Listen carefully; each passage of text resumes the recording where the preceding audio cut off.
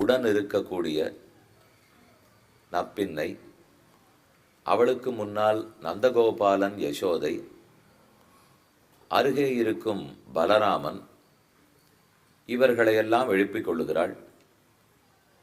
இவர்களை எழுப்பணும்னால் திருமாளிகைக்குள்ள போய்த்தான் எழுப்ப முடியும். அதனால துவாரபாலக க்ஷேத்திரபாலகர்களை வாசல் காப்போனை 16ஆம் பாட்டிலேயே எழுப்பிக் கொள்ளுகிறாள். இதெல்லாம் 16லிருந்து 20 வரை. அப்புறம் 21வது பாசுரத்திலிருந்து நேரே கண்ணனை துயிலெழுப்புகிறாள். அது 29வது பாசுரம் வரை. கடைசியா ஒரு பாசுரம் 30ஆம் பாட்டு பெரியாழ்வாருடைய திருக்குமாரத்தியாக பாடுகிறாள். ஆண்டாள் தன்னிலை பெற்று பாடுகிறாள். அப்போ ஒரு பாட்டு மட்டும் ஆண்டாளா பாடுறாள்னு சொல்லும்போது பாக்கி 29 பாசுரங்களும் இடைச்சி பாவனை. கிருஷ்ணானுபவம் திருவுள்ளத்திலே நிறைந்தது. அது எப்படியோ வாய் வழியே வர வேண்டும். அனுபவம் நிறைய நிறைய கண்ணனை அனுபவித்தது, ஆசையுடன் அருகே அனுபவித்தது கோபிமார்கள் தானே. அப்ப அவர்கள்தான் கண்ணனுக்கு நெருக்கமானவர்களாக இருக்க வேணும் என்று புரிந்து கொண்டாள். அதனால் அவர்கள் என்ன செய்து கண்ணனை அடைந்திருப்பார்கள் என்று சிந்திக்க, நல்லவேளையா வடதேசத்திலிருந்து தென் தேசம் ஸ்ரீவில்லிபுத்தூருக்கு சில வித்வான்கள் உபன்யாசகர்கள் வந்தனர். அவர்களெல்லாம் வடக்க இருக்கிற இடைச்சிகள் என்ன செய்தார்கள் அப்படிங்கிறதை ஸ்ரீவில்லிபுத்தூரில் கதகதையாய் எடுத்துரைத்தார்கள். ஹேமந்த ருது, அதன் முதல் மாசமான மார்கழி மாசம். அந்த மாசத்தில் திருவாய்ப்பாடியில் உண்டான பஞ்சலட்சங்குடி பெண்களும் ஸ்ரீ கிருஷ்ணானுபவத்தை பெறுவதற்கு நோன்பு நோற்றார்கள், நோற்று பெற்றார்கள் அப்படின்னு வந்திருந்த பாகவதர்கள்லாம் சொன்னார்கள். இதை கேட்ட ஆண்டாளுக்கு, அப்ப நாமும் நோன்பு நோக்கலாமே, அவர்களுக்கு அது பலிச்சிருக்குனால் நமக்கும் பலிக்குமே, செய்தாலன் என்று நினைத்து கொண்டுதான் இந்த மார்கழி நோன்பினையே தொடங்கினாள். ஆனால் இவர் இருக்கிறதோ ஸ்ரீவில்லிபுத்தூர் தெற்கு கோடி. இதெல்லாம் நடந்ததோ பிருந்தாவனம் கோகுலம் வடக்கு கோடி.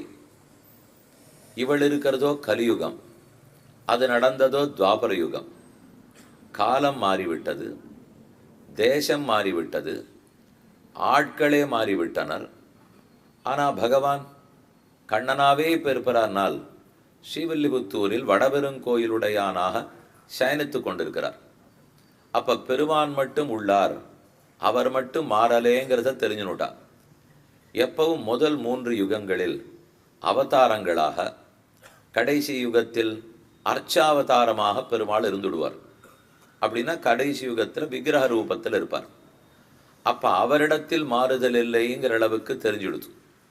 ஆனால் தேசத்தில் மாறுதல், காலத்தில் மாறுதல், அதிகாரி யார் வந்திருக்காரோ அந்த ஆட்களில் மாறுதல் இருக்கட்டுமே, அவர் ஒத்தர் தான் எப்பவுமே மாறாதவர்.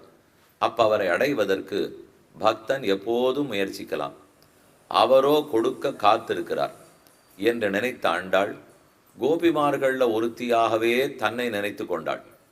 இடைச்சிகளுக்குள்ள ஒருத்தியாக தன்னை இடைச்சியா நினைத்து கொண்டு அது மெதுமெதுவே திருமேனியில் தோற்றித்து, திரு உள்ளத்தில் தோன்றிற்று, சிந்தனையில் தோன்றித்து, தான்கிற நிலையை இழந்தாள். ஒரு கோபிகையாய் ஒரு இடைச்சியாகவே தன்னை நினைத்து கொண்டு இடைநடையும் இடைமுடியும் இடைப்பேச்சும் முடைநாற்றமுமாய் விட்டது. நட இடைச்சிகள் நடையாட்டம், பேச்சும் அவர்கள் பேச்ச போலே, தலையில போட்டுருக்கிற கோடாலி முடிச்சும் அவர்கள் முடிச்சு போலே. இதெல்லாம் ஆச்சரியமில்லை. அவள் திருமேனியை கிட்டக்க வந்து மோந்து பார்த்தால் இடைச்சிகள் மேனியில வர்ற வாசனை வெண்ண வாசனை, மோர் வாசனை, தயிர் வாசனை, அந்த வாசனை முழுக்க ஆண்டாள் திருமேனியில வர ஆரம்பிச்சது. அப்ப இடமுடியும் இடைப்பேச்சும் முடை நாற்றமுமாய் விட்டது. நடையிலேருந்து உடையிலேருந்து பேச்சிலேருந்து மாறிவிட்டாள். அப்ப ஊர்க்காரர்கள்லாம் என்ன நினைச்சிருப்பார்கள்? ஸ்ரீவில்லிபுத்தூர்காரா இருந்திருக்க மாட்டாளா? என்ன ஆச்சு இந்த பெண்ணுக்கு? நேற்று வரைக்கும் பெரியாழ்வார் குமாரத்தியாகத்தானே இருந்தாள். இன்று இவளுக்கு என்ன ஆய்விட்டதுனால் ஏதோ ஒரு மகாபூதம் பிடித்திருக்கிறது. பொதுவாக பூதம் பிடிச்சிருக்கு, பிசாசி பிடிச்சிருக்குன்னு சொல்லுவோம் இல்லையோ. இது மிக்க பெருந்தெய்வம், இளந்தெய்வம் அன்று. மற்ற பூத பிரசாசம் பிடிச்சதுனால் அதெல்லாம் சின்ன சின்ன க்ஷுத்ர தெய்வம். ஆனால் இப்போ பெருமான் பிடிச்சுட்டு இருக்காருனால் இது மிக்க பெருந்தெய்வம். இந்த தெய்வத்தை ஓட்டணுங்கிற தேவையில்லை. ஏதானு பிசாசி பிடிச்சதுன்னா ஓட்டுவோமா அப்படின்னு பார்ப்போம். ஆனால் இந்த பெருமான் இவரே பிடிச்சுன்னு விட்டாருனால் ஓட்டுவோமான்னு பார்க்க மாட்டோம், ஒட்டுவோமான்னு பார்ப்போம். அப்போ ஓட்ட முடியாது, ஒட்டித்தான் போக வேண்டும். அவரே ஒட்டணுங்கிறதுக்காக வந்திருக்கார். அப்போ நாம் அவர் வந்திருக்கும் போது வெட்டிண்டு போட முடியுமா? ஆகவே எல்லாரும் பார்க்க அழகா ஒரு மார்கழி நோன்பு அரங்கேறிற்று. இது மொத்தமே பாடிய சொன்னது காய்கம் அல்ல, மானசம். காய்கம்னால் அதே ஊரில் இருந்துட்டு பண்ணுறா போலே அதுக்கு வேண்டி யமுனையாத்துக்கு போகணும், அங்கே போய் பொம்மை பண்ணணும், பொம்மைக்கு பூ சமர்ப்பிக்கணும். அதெல்லாம் பண்ணுவதற்கு ஆண்டாளுக்கு சக்தியே கிடையாது. தன்னுடைய கிரகத்திலிருந்து பத சலனம், திருவடி எடுத்து இன்னொரு இடத்துக்கு வச்சு போகணும்னா கூட அவளுக்கு அது தாங்காது. பாலாழி நீ கிடக்கும் பண்பையாம் கேட்டேயும் காலாழும் நெஞ்சழியும் கண் சுழலும்னு பாசனம். நீ திருப்பார்கடலில் சயனித்தாய்ங்கிறத காதல வாங்கின உடனேவே நேர பார்க்கல, வந்துடலை. பாலாழி நீ கிடக்கும் பண்பை யாம் கேட்டேயும் கால் ஆழும். அப்புறம் காலை அழுத்தி வச்சு நடக்க முடியாது, தள்ளாடுறது. நெஞ்சு அழியும், நெஞ்சு நிதானத்தோட சிந்திக்காது, அழிந்தது. கண் சுழலும், பார்த்தா ஒன்றுமே ஒழுங்கா தெரியல, கண்ணு சுத்தல். அப்போ காலாழும் நெஞ்சழியும் கண் சுழலும்.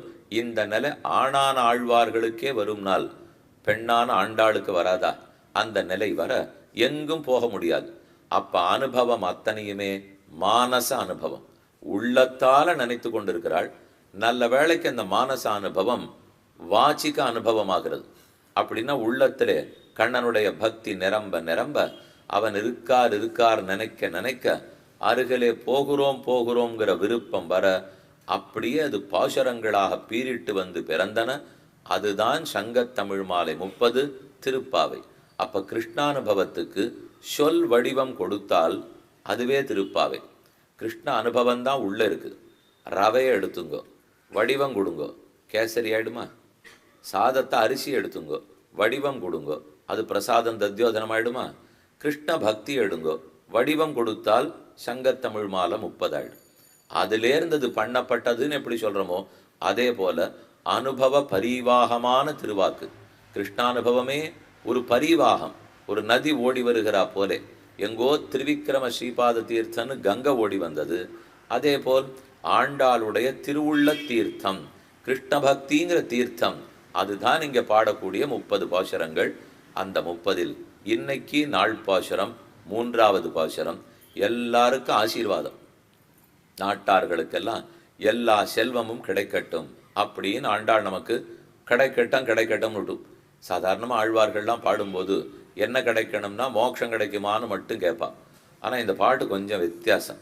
நீங்காத செல்வம் கிடைக்கட்டும், பொருந்திய தேசும் பொறையும் திரளும் புகழும் நல்ல திருந்திய ஞானமும் செல்வமும் சேரும் செருகலியால் வருந்திய ஞாலத்தை வன்மையினால் வந்தெடுத்தளித்த இராமானுஷன். திருவரங்கத்தமுதனார் சாதிக்கிறார், ராமானுஷன் திருவடிகளை பற்ற இது எல்லா நன்மைகளும் ஏற்படுமா. பொருந்திய தேசும் பொறையும் திரளும் புகழும் நல்ல திருந்திய ஞானமும் செல்வமும். நம்ம பயந்துட்டே பார்த்துருந்தோம், எல்லாத்தையும் சொன்னாரே. முதல்ல சொல்ல வேண்டியதை இன்னும் சொல்லலையேனால் 6வதா சொல்கிறார். முதல்ல சொல்லுடலை, அதை கொஞ்சம் பின்னாடி வச்சுப்போம், மற்றதெல்லாம் கிடைக்கட்டும். கடைசியிலே இதை வச்சுட்டு கைங்கிறதுக்கு பண்ணிக்க வேண்டிய செல்வம் அது மட்டும் கிடைத்தா போரும்னால் வாழ்க்கையை ஓஹோன்னு அனுபவிக்கிற செல்வம் இல்லை, கைங்கிற செல்வம். அதை திருமங்கையாழ்வாரும் கூறினார். தரும் குலந்தரும் செல்வந்தந்திடும் அடியார் படுதுயர் ஆயனவெல்லாம் நிலந்தரும் செய்யும் நீழ்விசும் வருளும் அருளொடு பெருநிலம் அளிக்கும் பெற்ற தாயினும் ஆயின செய்யும் நலந்தரும் சொல்ல நான் கண்டு கொண்டேன் நாராயணாவென்னும் நாமம். நாராயண நாமத்தை கண்டுகொண்டேன், கிடைத்து விட்டது, இத்தனை செல்வமும் கிடைத்ததுன்னார். அப்போ திருமங்கையாழ்வார் நாராயண நாமத்தை சொல்ல செல்வம் கிடைக்கும்னு சொன்னார். ஆண்டாள் நாராயணனே நமக்கே பறை தருவான்னு சொல்லி 3ஆம் பாட்டில் செல்வத்தை குறிப்பிடுகிறாள். நாட்டார்க்கு நீங்காத செல்வம் நிறையும், நாராயணனே நமக்கே பறை தருவான்னு முதல் பாட்டு. இப்போ நாம் பார்க்க போகிற 3ஆம் பாட்டு நாட்டார்க்கு நீங்காத செல்வம். அப்போ ஏதோ நாராயணனுக்கு செல்வத்துக்கு சம்மந்தம் இருக்கு. அப்படித்தானே திருமங்கையாழ்வார் சொன்னார், நான் கண்டுகொண்டேன் நாராயணாவென்னும் நாமம் குலந்தரும் செல்வந்தந்திடும் அடியார் படுதுயிராயினவெல்லாம் நிலந்தரும் செய்யும். நாராயண நாமத்துக்கும் செல்வத்துக்கும் நாராயண 4 எழுத்து தானே. நச்சேத் ராமானுஜே பேஷா சதுரா சதுரக்ஷரி காமவஸ்தாம் பிரபத்யந்தே ஜந்தவோ ஹந்த மாதிரிஷா. அந்த நாராயண நாமம் 4 எழுத்தை விட ராமானுஜ அப்படிங்கிற 4 எழுத்து சாமர்த்தியமான எழுத்தான். நாராயணாங்கிற 4 எழுத்து கொஞ்சம் அசடு போல் இருக்கு. ராமானுஜாங்கிற 4 எழுத்து இன்னும் சாமர்த்தியம். ஏனெனில் நாராயணன் நம்ம சம்சாரத்திலையும் தள்ளுவார், மோட்சத்தையும் கொடுப்பார். ரெண்டுத்துக்கும் அவர் காரணம். பாபமா புண்ணியமா பார்க்கிறார், சேர்த்து வைத்து சம்சாரத்தில் தள்ளுவோமா இல்லை எல்லாத்தையும் தொலைச்சிட்டான்னால் மோட்சம் கொடுத்து விடலாமான்னு கூட்டி போகிறார். ஆனால் ராமானுஜர் அப்படியான்னு பார்த்தால் இல்லை, வந்தெடுத்தளித்த வருந்தவன் பொருந்திய தேசும் பொறையந்திரலும் புகழும் நல்ல திருந்திய ஞானமும் செல்வமும் சேரும் செருகலியால் வருந்திய ஞாலத்தை வன்மையினால் வந்தெடுத்தளித்த வருந்தவன். சம்சாரத்தில் பூமண்டலம் முழுக்க மூழ்கி போயிருக்கிறச்சே, அதிலேருந்து வெளியில் எடுத்தாரோ இல்லையோ. யாரானு ஒத்தர சம்சாரத்தில் பிறக்க தள்ளினாரா ராமானுஜர்? இல்லையே. நாராயணன் ரெண்டையும் பண்ணார். ராமானுஜர் தள்ளுறதுக்கு காரணமாக மாட்டார், மோக்ஷைக ஹேது, மோட்சத்தை கொடுக்கறதுக்கு மட்டுமே காரணமாகிறார்.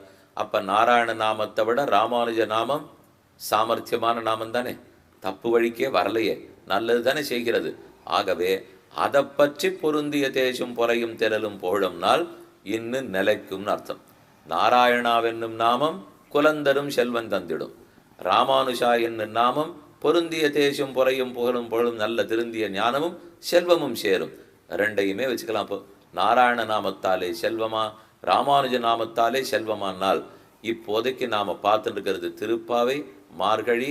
ஆகவே ஆண்டாள் திருவடிகளால் செல்வம் என்பது தான் இப்போ எடுத்துக்கணும்.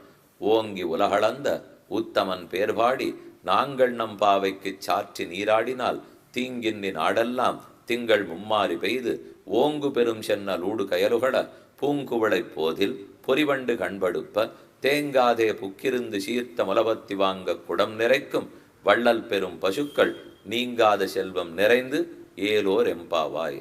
செல்வம் நிறையணும், நீங்காத செல்வமாக இருக்கணும். வர்ற வேகத்திலே உருண்டோடிடும் செல்வம்னு போடுதுன்னா அப்படி இல்லை, வந்துட்டே இருக்கணும், எனக்கே வந்துட்டு இருக்கணும், வந்துன்றது நின்றுண்டே இருக்கணும். நீங்காத செல்வம் நிறைந்து. அப்போ வர்றது யார் ஒருத்திக்கு மட்டுமானால் ரொம்ப ஆச்சரியமான செய்தி. இந்த பாட்டில் ஆண்டாள் தனக்கு எதையுமே கேட்கல. பாட்டு நாட்டாருக்கு நீங்காத பாட்டு. பதவுரை பார்த்துருவோம். ஓங்கி உலகளந்த உத்தமன் பேர்பாடி நாராயணன்னு முதல் பாட்டில் திருநாமம். பார்க்கடலுள் பையத்து இன்ன பரமன்னு 2ஆம் பாட்டில் திருநாமம். ஓங்கி உலகளந்த உத்தமன்னு 3ஆம் பாட்டில் திருநாமம். அப்போ நாராயணன் பரமன் உத்தமன் இதை இப்படியே கோத்துண்டு வந்தோம்னால் இது பீஷ்மருடைய சாஸ்திரநாமம் இருக்காது, ஆண்டாள் சாஸ்திரநாமம். பீஷ்மரும் கண்ணனை பற்றி சாஸ்திரநாமம் போயிட்டார், ஆண்டாளும் அதே கண்ணனை பற்றி பாடினாள். அது சம்ஸ்கிருதம், இது தமிழ். இது தமிழ் சம்ஸ்கிருதம் ரெண்டுமே கலந்துருக்கும். அவருக்கு தமிழ் கலக்கவே தெரியல. அவருக்கு தமிழ் தெரியுமோ தெரியாதோ. பீஷ்மருக்கு சம்ஸ்கிருதம் தான் தெரிஞ்சிருக்குமா இருக்கும். ஆனால் ஆண்டாளை பொறுத்தவரை சம்ஸ்கிருதமும் தெரியும், தமிழும் தெரியும். இப்போது எதை ரெண்டையும் தராசு தட்டில் வச்சு பார்த்து சம்ஸ்கிருதம் மட்டும் கற்றவர் இவர், தமிழ் சம்ஸ்கிருதம் ரெண்டும் கற்றவர் இவர், ஆர் உயர்ந்தவர்னு பார்த்தீங்கன்னா என்ன சொல்லுவீள்? எத்தனைக்கெத்தனை கூட கத்திருக்காளோ அவர்களைத்தான் உயர்ந்தவர்கள்னு சொல்லுவோம். அப்படியா?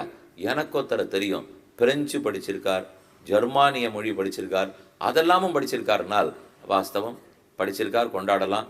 ஆனால் அதுலேருந்து பகவத் விஷயம்னா தெரியணும்.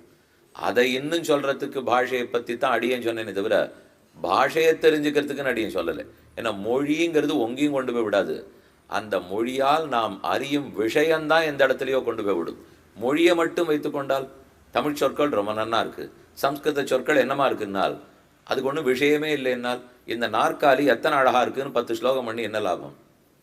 அது எனக்கே தான் தெரியுமே நாற்காலி. அதுக்கப்புறம் அந்த பாட்டு எனக்கு வேண்டாம் இல்லையா? அப்போ மொழின்னு சொன்னால் அந்த மொழியின் மூலம் என்ன அறிகிறோம், அது எங்கே கொண்டு போய் செலுத்தும்? வேதத்திலேயே ஒரு வாக்கியம் சொல்கிறது, ந மிளேச்ச பாஷித்தவை ந அபபாஷித்தவை. தப்பான வார்த்தையை பேசாதேங்கள். பேசும்போது ஆக்கபூர்வமான சொற்களை சொல்லு, தப்பானதை சொல்லாதே, தீய வார்த்தைகளை பேசாதே, மனசு புண்படுற வார்த்தை பேசாதே, அபபாஷணம் கூடாதுன்னு.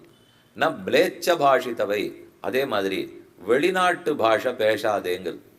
வெளிநாட்டு மொழியாக இருந்தால் அதை பற்றி பேசாதே. அப்போ நம்ம பாரத தேசத்தினுடைய மொழியாக பேசு. எவ்வளவு இருந்தது? இப்பவும் இருக்கு. செப்பு மொழி 18 18 பாஷைகள் இருக்கின்றன. ஆசேத்து ஹிமாச்சலம், ஹிமாச்சலத்திலேருந்து ஆரம்பித்து சேத்துக்கரை வரைக்கும் மொத்தம் இத்தனை மொழிகள் 18. 30 கோடி முகமுடையாள். அப்போ இருக்கிறச்சே 30 கோடி பேர் தான் ஜனத்தொகை இருந்தது போல் இருக்கு. இப்போ பக்கத்தில் ஒரு ஒன்று சேர்த்துக்கணும், 130 கோடி பேர் இருக்காளோ இல்லையோ. ஆனால் மொழி அதே தான். 30 கோடி இருக்கிறச்சேவும் 18 தான். இதை 18ங்கிறதே இந்த பாசுரத்தில் இருக்கிறது மட்டும் இல்லை, வியாக்கியானத்தில் பார்த்தீங்கன்னால் வேடிக்கையாக ஒரு விஷயம் சொல்லுவாள். இப்போ புஸ்தகத்திலேயே இல்லாத ஒன்றை சொத்தர் சொல்கிறாருன்னு வச்சுக்கோங்களேன். இப்போ நான் வைகுந்தம் போவேன், போன உடனே திரும்பி வருவதற்கும் வாய்ப்புண்டாம் இப்படின்னு ஒருத்தர் எழுதினால் நம்ப தகுந்ததா இருக்கா? ஏன்னா உபனிஷத்துக்கு அர்த்தனை திரும்ப வர மாட்டாங்கிறது. நச்ச புனராவர்த்ததே நச்ச புனராவர்த்ததே, திரும்ப வருவதில்லைன்னு சொல்லும்போது யாரோத்தர் பிடிவாதமா வைகுந்தத்துக்கு போனவர் திரும்ப வருவராமே என்று கேட்டால் நம் ஆச்சாரியர்கள் அதுக்கு என்ன திரும்ப எழுதுறா? இது ஒரு 19வது பாஷையா இருந்ததேன்னு எழுதுறா. என்றால் 18 தான் உள்ளது. நீ எத்தையோ ஒன்று சொல்ற, அது இல்லேன்னு சொன்னால் முகம் புண்பட்டுடுமா, மனசு புண்படுமா? இருக்கும், 19வது மொழியில் இருக்கோன்னுமோ. இப்படின்னா இல்லைன்னு அர்த்தம் அதுக்கு. அப்படின்னு ஒன்று இல்லை, ஆனால் நீ எத்தோ சொல்லிட்டு இருக்க. இப்போ அப்போ 19வது பிரம்மசூத்திரத்தில் 4 அத்தியாயம் தான் மொத்தம். முதல் அத்தியாயம், 2வது அத்தியாயம், 3, 4 பலாத்தியாயத்தோட வேதவியாசர் முடிச்சு விட்டார். இப்போ இப்படி நான் சொல்கிறேன், வைகுந்தத்தை அடைகிறான்னு சொல்லி கடைசியில் முடிச்சு விட்டார். அதுக்கப்புறம் ஒருத்தன் திரும்பி வரான்னு சொல்லச்சே இல்லை, அந்த மாதிரி ஒரு விஷயம் இல்லை. ஆனால் ஒருத்தர் பிடிவாதமாக சொல்கிறாருனால் அது வேதவியாசரின் பிரம்மசூத்திரத்தின் 5வது அத்தியாயத்தில் இருக்க வேண்டும். இப்படின்னு என்ன இல்லைன்னு அர்த்தம். இருக்கிறதே 4 அத்தியாயம், இதுக்கு மேலே 5வது அத்தியாயம்னால் நீ சொன்னது இல்லை. அதே போலத்தான் இப்போ 18 மொழிகள் இருந்திருக்கு தெரியாது. அதற்குள் ஆங்கில மொழி வருமானால் வராது. அது பாரதத்தினுடைய பாஷை இல்லை, வெளிதேசத்து பாஷை. ஆனால் பாரதம் முழுக்க அப்போது இருக்க வேண்டியிருக்கு. நம்ம நாட்டில் ஆங்கிலத்தை அவ்வளவு நன்னா தெரிஞ்சுக்கவே தான் வெளிநாடுகளில் இத்தனை வேலை வாய்ப்பு வந்திருக்கு சுவாமி அப்படின்னு கூட சொல்லுவா. அதெல்லாம் ஒரு பக்கம் இருக்கட்டும். அடியன் சொல்லு வந்தது, அந்த பாஷை எந்த பாஷையாக இருந்தாலும் பகவத் விஷயத்தை பேசினதுனால் ஓரளவு ஏற்றுக்கொள்ளலாம். அது எத்தையோ பேசுறதுன்னு சொன்னால் அதை ஏற்றுக்கொள்வதற்கு இயலாது. அப்படின்னா எப்படி கணிதம் படிக்கிறது, எப்படி விஞ்ஞானம் படிக்கிறது, எப்படி பூகோளம் படிக்கிறதுன்னு கேட்பா. நாம தான் என்னமோ அதுக்கு வழி இல்லைன்னு நினச்சின்னுட்டோம். இப்போ இன்னும் ஜெர்மனிய நாடாக இருக்கட்டும், பிரெஞ்சு நாடாக இருக்கட்டும், இத்தாலி நாடாக இருக்கட்டும், ஜப்பான் நாடாக இருக்கட்டும், அவள் ஆங்கிலமே இல்லாமல் தங்க மொழியில் படிச்சுட்டு இருக்காளே. இன்னும் கேட்டால் பொறியியல் வல்லுநர்கள் மொத்த யந்திரங்களையும் கண்டுபிடிக்கிறதுனாலே அந்த நாட்டுக்காராக தான் கண்டுபிடிக்கிறான்னு சொல்கிறா. அப்போ ஒருவேளை ந மிளேச்ச பாஷித்தவை ந அபபாஷித்தவை அவள் ஒழுங்காக தெரிஞ்சுனுட்டான்னு நினைக்கிறேன். சாஸ்திரம் இருக்கிறது நம்ம நாட்டிலே, ஆனால் அதை யார் ஒழுங்காக படிச்சுட்டு இருக்காருனா அந்த நாட்டுக்காரெல்லாம் படிச்சுனுட்டா. நாம் ஆங்கிலேயர்கள் வந்தார்கள் ஆண்டார்கள்னா இன்னதில் இருந்துட்டு இருக்கோம். அதனாலே மொழின்னு சொல்லும்போது கண்டிப்பாக தமிழ் மொழிக்கு ஏற்றம், சம்ஸ்கிருதத்துக்கு ஏற்றம். இந்த 2மே தெரிந்திருக்குமானால் இன்னும் ஏற்றம், ஒன்று மட்டும் தெரிந்திருக்குமானால் ஓரளவு ஏற்றம். நாராயணன் பார்க்கடலுள் பையத்து இன்ன பரவன் ஓங்கி உலகளந்த உத்தமன். இப்போ நாராயணன், பரமன், உத்தமன் இதெல்லாம் சம்ஸ்கிருத சொல்லா தமிழ் சொல்லா? பார்த்தா எல்லாமே சம்ஸ்கிருத சொல்லாத்தானே இருக்குன்னால் இருக்கட்டும். அதுக்கு தான் சொன்னேன், சம்ஸ்கிருதத்துலேயும் சொல்லிருக்கு. கொஞ்சம் தள்ளினா முகில் வண்ணன் பேர் பாட நல்ல தமிழ், மேகசியாமளன்னு சொல்லியிருக்கலாம். ஆனால் அப்படி சொல்லலை, முகில் வண்ணன் பேர் பாடான்னு இருக்கிறது. அப்போ எந்த இடத்துலையும் தமிழ் சொல்லும் இருக்குது, சம்ஸ்கிருத சொல்லும் இருக்குது.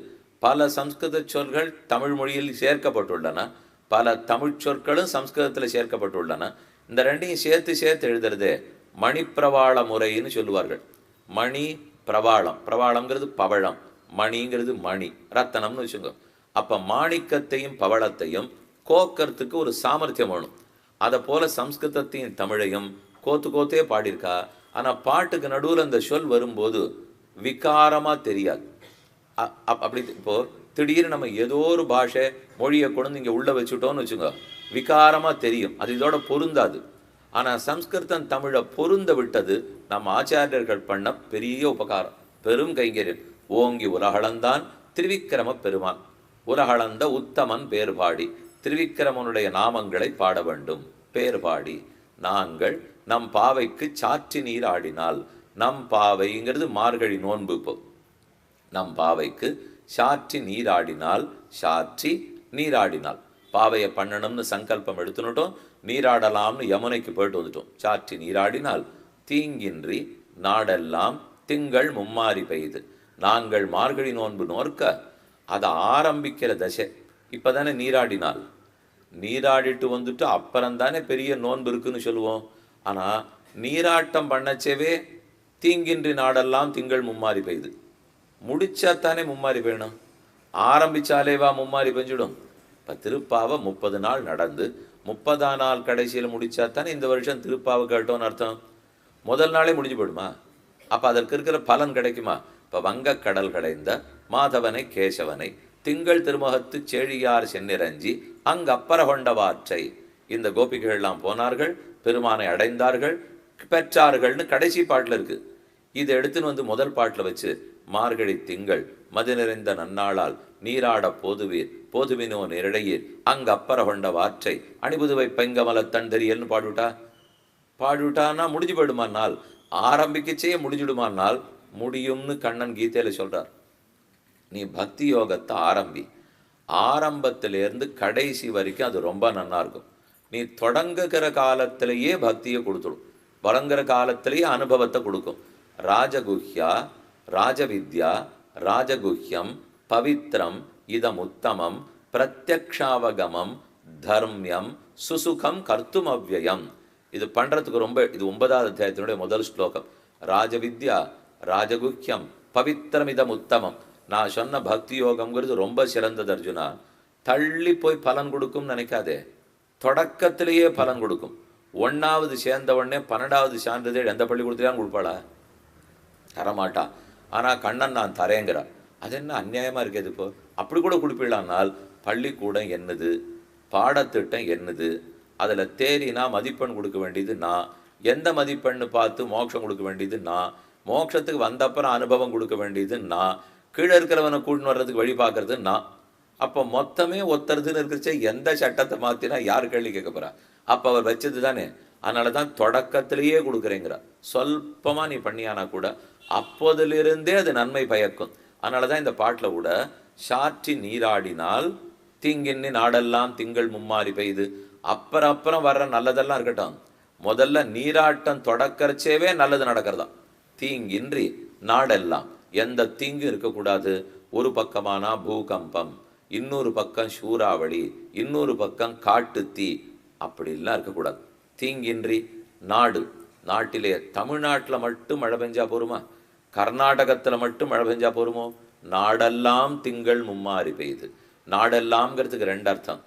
நாட்டிலே எல்லா இடங்களும்னு ஒரு அர்த்தம், எல்லா நாடுகளும்னு ஒரு அர்த்தம். நாடெல்லாம் தீங்கின்றி நாடெல்லாம் திங்கள் மும்மாறி பெய்து. திங்கள் திங்கள் மாதம், திங்கள் மும்மாறி பெய்து மாசந்தோறும் 3 தடவை மழை பொழிய வேண்டும். 9 நாள் வெயில் காலணுமா, ஒரு நாள் மழை பெய்யணுமா, மறுபடியும் 9 நாள் வெயில், ஒரு நாள் மழை, மறுபடியும் 9 நாள் வெயில், ஒரு நாள் மழை. இப்படின்னா தான் பூமி ஜலத்தை இழுத்துண்டு. இப்போ சொல்கிறாள் இல்லையோ, எல்லாம் இப்போ நிலத்தடி நீரை சேமிங்கோ, நிலத்தடி நீர் மட்டம் உயரணும், அப்போ தான் நமக்கு நல்லது அப்படிங்கிற மாதிரி. இது ஒன்று கொட்டினா திடீர்னு இந்த மாதம், இந்த மார்கழி மாதம் பாருங்க, கார்த்திகை இருக்கு பாருங்க, இந்த கார்த்திகை நடுவில் திடீர்னு சென்னப்பட்டினத்துக்கு அதானு பிடிச்ச உடனே ஓஹோன்னு மழையாக கொட்டும். எங்கேயுமே தண்ணீர் இருக்காது, தேங்கவே இல்லை, எல்லாம் வெள்ளம் விடுவோம். அதுக்கப்புறம் பார்த்தா பங்குனி சித்திரை வைகாசினால் சென்னையா வைகையிலையும் ஜலம் இருக்காது, தாமிரபரணிலையும் இருக்காது, காவேரிலையும் இருக்காது, எல்லாம் பொட்டு இல்லாத போயிடும்னால் அப்படி இருக்கக்கூடாது. அப்போ விறுவிறுவிறு நிலத்தடி நீர் கீழே போகிறது, எதுவுமே கிடைக்க மாட்டேங்கிறது, அந்த நீரில் தீமை புகுந்து விடுகிறது, எத்தனையோ அழுக்கு வர்றது, இப்படி எல்லாம் வேண்டாமா. திங்கள் மும்மாறி பெய்து மாதந்தோறும் 3 தடவை, அநேகமாக ஆண்டாள் எப்பவோ ஒரு தடவை சிறபுஞ்சியை போய்விட்டு வந்திருக்க வேண்டும். அங்கதான் இது நடக்கும்னு நினைக்கிறேன். அங்க திங்கள் மும்மாரி பெய்துனால் தினமும் மும்மாரி பெய்து. அது திங்கள் மட்டும் இல்லை, மாசந்தோறும் இல்லை, இப்போ தினமுமே பெய்யல். திங்கள் மும்மாரி பெய்து ஓங்கு பெரும் சென்னல். அதை போல நன்னா நன்னா மழை பெஞ்சிட்டு இருந்தா என்ன கிடைக்கும்? ஓங்கு பெரும் சென்னல், நெல்லு நன்னா வளர்றதாம். எங்கும் சஸ்ய சமிருத்தி. ஒரு பக்கம் திருவிக்கிரமன் ஓங்கி அளந்தார். ஆனா இப்ப ஆண்டாள் பாசுரத்தை பாடிட்டு அதனால நல்ல செல்வம் வளர்ந்து நெல்லு வளர்றதோ இல்லையோ, திருவிக்கிரமன் உயரமா நெல் உயரமா அப்படின்னு போட்டி போட்டுண்டு வளருதான். தீங்கின்னின் ஆடெல்லாம் திங்கள் மும்மாரி பெய்து ஓங்கு பெரும் சென்னல். ஓங்கி உலகளந்த ஓங்கு பெரும் சென்னல். திருவிக்கிரமன் எவ்வளவு வளர்ந்திருக்காரோ அத்தனை உயரத்துக்கு நெல்லு கதிர் வாங்கி வளர்ந்துதான். அது எதுக்கு இப்ப அவரோட போட்டினால்? இல்லை, அவருக்கு கவரி வீசுகிற கைங்கிறத நெல்லு கதிர் வாங்கிடுது. ஆறாவ அமுதே அடியேன் உடலம் நின்பால் அன்பாயே நீராய் அலைய உருக்குகின்ற நெடுமாலே சீராறு சென்னல் கவரி வீசும் செழுநீர் திருக்குடந்தை ஏறார் கோலன் திகழக் கிடந்தாய் கண்டேன் எம்மானே. சீரார் சென்னல் செழுநீர் அப்படின்னால் திருக்குடந்தையில நடுவுல பெருமாள் சேனிச்சிருக்கார். காவேரி ஆறு ஓடுகிறது. அதை பற்றி ஆழ்வாருடைய 5ஆம் பத்திர பாசுரம். ஆறாவமுதே அடியேன் உடலம் நின்பால் அன்பாயே நீராய் அலைந்து கரைய உருக்குகின்ற நெடுமாலே சீரார் சென்னல் கவரி வீசும் செழுநீர் திருக்குடந்தை. கவரி வீசுதல்னா விசிறி வீசுறது. இப்போ திருக்குடந்தை கும்பகோணத்துலேயும் நெல் நன்னா வாங்கியிருக்கு. அது என்ன திருவிக்கிரமன் அளவுக்கு வளர்ந்துருக்குமா? வளராது. என்ன பெருமாள் இங்கே சயனிச்சுருக்கார். சயன திருக்கோலத்துக்கு ஒசரத்துக்கு வளர்ந்தா போரும் கும்பகோணத்தில். ஆனால் இந்த பெருமாள் ஓங்கி உலகளந்த உத்தமன் அந்த ஒசரத்துக்கு போய் விசிறணுமே. அப்போ அவ்வளோ ஒசரத்துக்கு அதுவும் வளர்ந்தாகணுமோ இல்லையோ. அதனால தான் ஓங்கு பெரும் சென்னல் ஊடு கயலுகளை. இப்போ இதுக்கு அடியனுக்கு முன்னாடி இந்த புகைப்பட கருவி வச்சுருக்காளோ இல்லையோ, அதுக்கு கீழே ஒரு பெரிய குச்சி வச்சுருக்கா பாருங்க, அதில் தானே அதை பொருத்திருக்கா. இது இப்போ மேடை போட்டிருந்தால் அந்த ஒசரத்துக்கு அதை கொண்டு வைப்பா. இப்போ இதே மேடை இல்லை, அப்படியே காலக்ஷேமம்ல போனால் கீழே உட்காண்டிருப்போம் இல்லையோ, உன்னா அந்த அழுந்த கீழே கொண்டு வச்சுருவா. அப்போ நாம் எவ்வளவு உயர்றோமோ அதை எடுக்கணும்னா அவ்வளோ தூரம் வசரணும், இல்லைன்னா படம் ஒழுங்காக வராது. அதே போல் இப்போ திருவிக்கிரம பெருமாள் வசந்துட்டார். அவருக்கு கவரி வீசணும்னா நான் இங்கேருந்து விசிறி வீசிந்தேன்னால் அப்போ எங்கே விசிற? அப்போ திருவடிக்கான படாதானால் திருமுடி வரைக்கும் அத்தனை தூரத்துக்கு வசந்திருக்கணும்னா திருவடியே எவ்வளோ உயரமாக இருக்கும்? அது மட்டும் கீழே இருக்குமா? நம்ம திருவடி மட்டும் கீழே இருக்கும், திருமேனி மட்டும் அவ்வளோ பெருசாக இருந்தா அது ஒன்றும் பொருத்தமாகவே இருக்காது. அப்போ அவர் எவ்வளவு பெருசாக இருப்பாரோ அந்த அளவுக்கு திருவடியும் வசந்திருக்க வேண்டாமா? அதனால தான் ஓங்கி உலகளந்த உத்தமனுக்காக ஓங்கு பெரும் சென்னல் ஊடு கயலுகள. நெல் நன்னா உயரமாக வளர்ந்துருக்கு. ஓங்கு பெரும் சென்னல் ஊடு, அந்த நெல்லு கதிருக்கு நடுலே ஊடே. ஊடேன்னா நடுவேன்னு அர்த்தம். நடுவேங்கிற தமிழ் சொல் சுமார். ஊடேங்கிறது தான் உயர்ந்தது. ஊடே நடுவே. அப்போ ஓங்கு பெரும் சென்னல் ஊடு கயலுகள. கயல்னா மீன். மீன்கள்லாம் துள்ளி துள்ளி விளையாடி ஓடுறதான். வயல் வரப்பாடு களத்து மேடு, ரொம்ப பணக்கார களத்து மேடு, ரொம்ப செழிப்பாக இருக்குது. அதனால அந்த ஜலவளத்தில் இருக்கிற மீன்கள் தின்று கொழுத்து அப்படி இப்படி குதிச்சுன்னு ஓடுறதான். ஓங்கு பெரும் சென்னல் ஊடு கயலுகள. அந்த கயல்கள் தங்களுக்கு இருக்கிற ஆர்வத்தில் தன்னுடைய பின்னாடி இருக்கிற வாளாலே பட்டுன்னுட்டு பக்கத்தில் இருக்கிற நெல்லு கதிர்களை அடிக்கிறது. இப்படி வேகமாகத்தானே போகும். ஒரு நிதானமே மீன்கள்கிட்ட இருக்காது. அது போகிற இப்படி திரும்ப வேகத்தில் கழுத்து உடஞ்சிட போகுது நமக்கு தோணும். அதை போலத்தான் வாழை திருப்போம், அது போலத்தான் தலையை திருப்போம். அது திருப்புற வேகத்தில் நெல் பேரில் போய் மோதறது. கதிர் நன்னா வளர்ந்துருக்கு, நெல் கதிரில் மோதுறது. மோதின வேகத்தில் நெல் கதிர் ஆடுறது. கீழே தட்டிடுத்தோ இல்லையோ, அது ஆடுற வேகத்தில் நெல் கதிர் வாங்கிற இடத்துல கொத்து கொத்தா நெல் மணி இருக்குமோ இல்லையோ, அதை தொட்டில போல தூளியை போல வச்சுருந்து அங்கே பூங்கொத்துகளில் அங்கே இருக்கிற பழுத்து இருக்கிற நெல் காய்களில் அப்படி வண்டுகள்லாம் படுத்துன்னு தூங்கிட்டு இருக்கு. அதுதான் தொட்டில். அந்த தொட்டிலில் மெதுவாக அது தூங்க ஆரம்பிக்கிறச்சே கீழே இந்த மீன் வாழை தட்டி அதனால நெல்லு கதிர் அசைஞ்சு அதனால தொட்டில் அசைஞ்சு அந்த தொட்டில் ஆற்றாப்புல வண்டு தூங்குறதான். இப்படி வளப்பமெல்லாம் ஏற்படட்டும். ஓங்கு பெரும் சென்னல் ஊடு கயலுகள பூங்குவளை போதில். அப்போ அது கீழே போய் தட்ட வரிசையாக நிறைய செடிகள்லாம் வளர்ந்துருக்கு. அந்த செடியில் ஒன்று குவளை புஷ்பம் இருக்கிற செடி. அந்த பூ ஆடுறது. இப்போ பூங்குவளை போதில் பொறிவண்டு கண்படுப்ப. வரி வரியா இருக்கிற வண்டுகள் தூங்கிட்டு இருக்கு. பொறிவண்டு கண்படுப்ப தேங்காதே புக்கிருந்து, அது தூக்கத்துக்கு தாலேலோ பாடி தொட்டிலாட்டுறாப்புல இருக்கான். அதனால இன்னும் கொரட்ட சத்தத்தோட அது நன்னா தூங்க ஆரம்பிக்கிறது.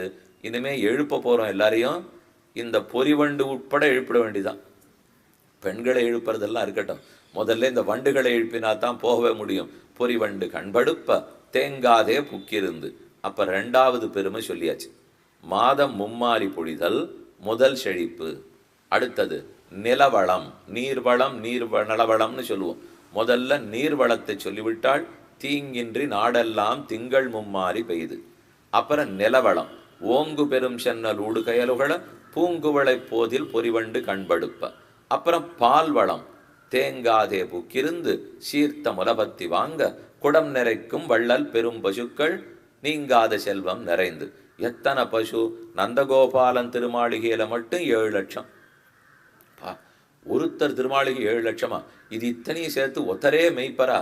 அதுக்கு எத்தனை பேர் வச்சிருப்பாள்னால் ஒருத்தர் தான் மெய்ப்பாளம். ஒருத்தரே ஒருத்தர் பகவான். ஆத்மாக்கள் கோட்டானு கோடி பேர் எண்பெரு கண்ணல தொன்பொருள் ஈரில வன்புகழ் நாரணன் தென்கடல் சேரே. எண்பெரு கண்ணல தொன்பொருள் ஆத்மாக்கள் ஈரில எண்ணவே முடியாது. இது இத்தனை ஆத்மாக்களுக்கும் கொடுக்கிறவரார்? நாரணன் தென்கடல் சேரே. ஒருத்தர் தான் எல்லாரும் கொடுக்கிறார்.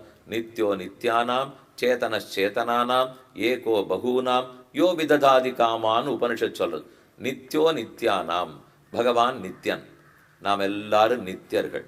நித்யோ நித்யானாம் சேதனச்சேதனானாம், பகவான் சேதனன், பரம அதீத ஞானமுடையவர். சேதனானாம் பகுவச்சனம் பன்மை. பெருமானோ ஒருத்தர், ஆத்மாக்களோ பலர் எண்ணிறந்தவர்கள். அவரோ அறிவுடையவர், ஆத்மாக்கள் அத்தனை பேரும் அறிவிருக்கிறவா. ஏகோ பகூனாம், அவரோ ஒருத்தர், நாமோ பலர். அவரோ நித்தியர், நாமோ நித்தியர்கள். அப்படிப்பட்ட ஒருத்தனே எல்லாருக்கும் எல்லா பலத்தையும் கொடுக்கிறார். இப்படித்தான் உபனிஷத் சொல்றது. அதனால 7 லட்சம் மாடா இருக்கட்டும், 700 லட்சம் மாடா இருக்கட்டும், எல்லாமே ஆத்மாக்கள்னு வச்சுங்க. அது மொத்தத்தையும் ஒருத்தரே ரட்சிப்பார். கண்ணனான்னு கேட்டால் நந்தகோபாலனே பார்த்துருவார்.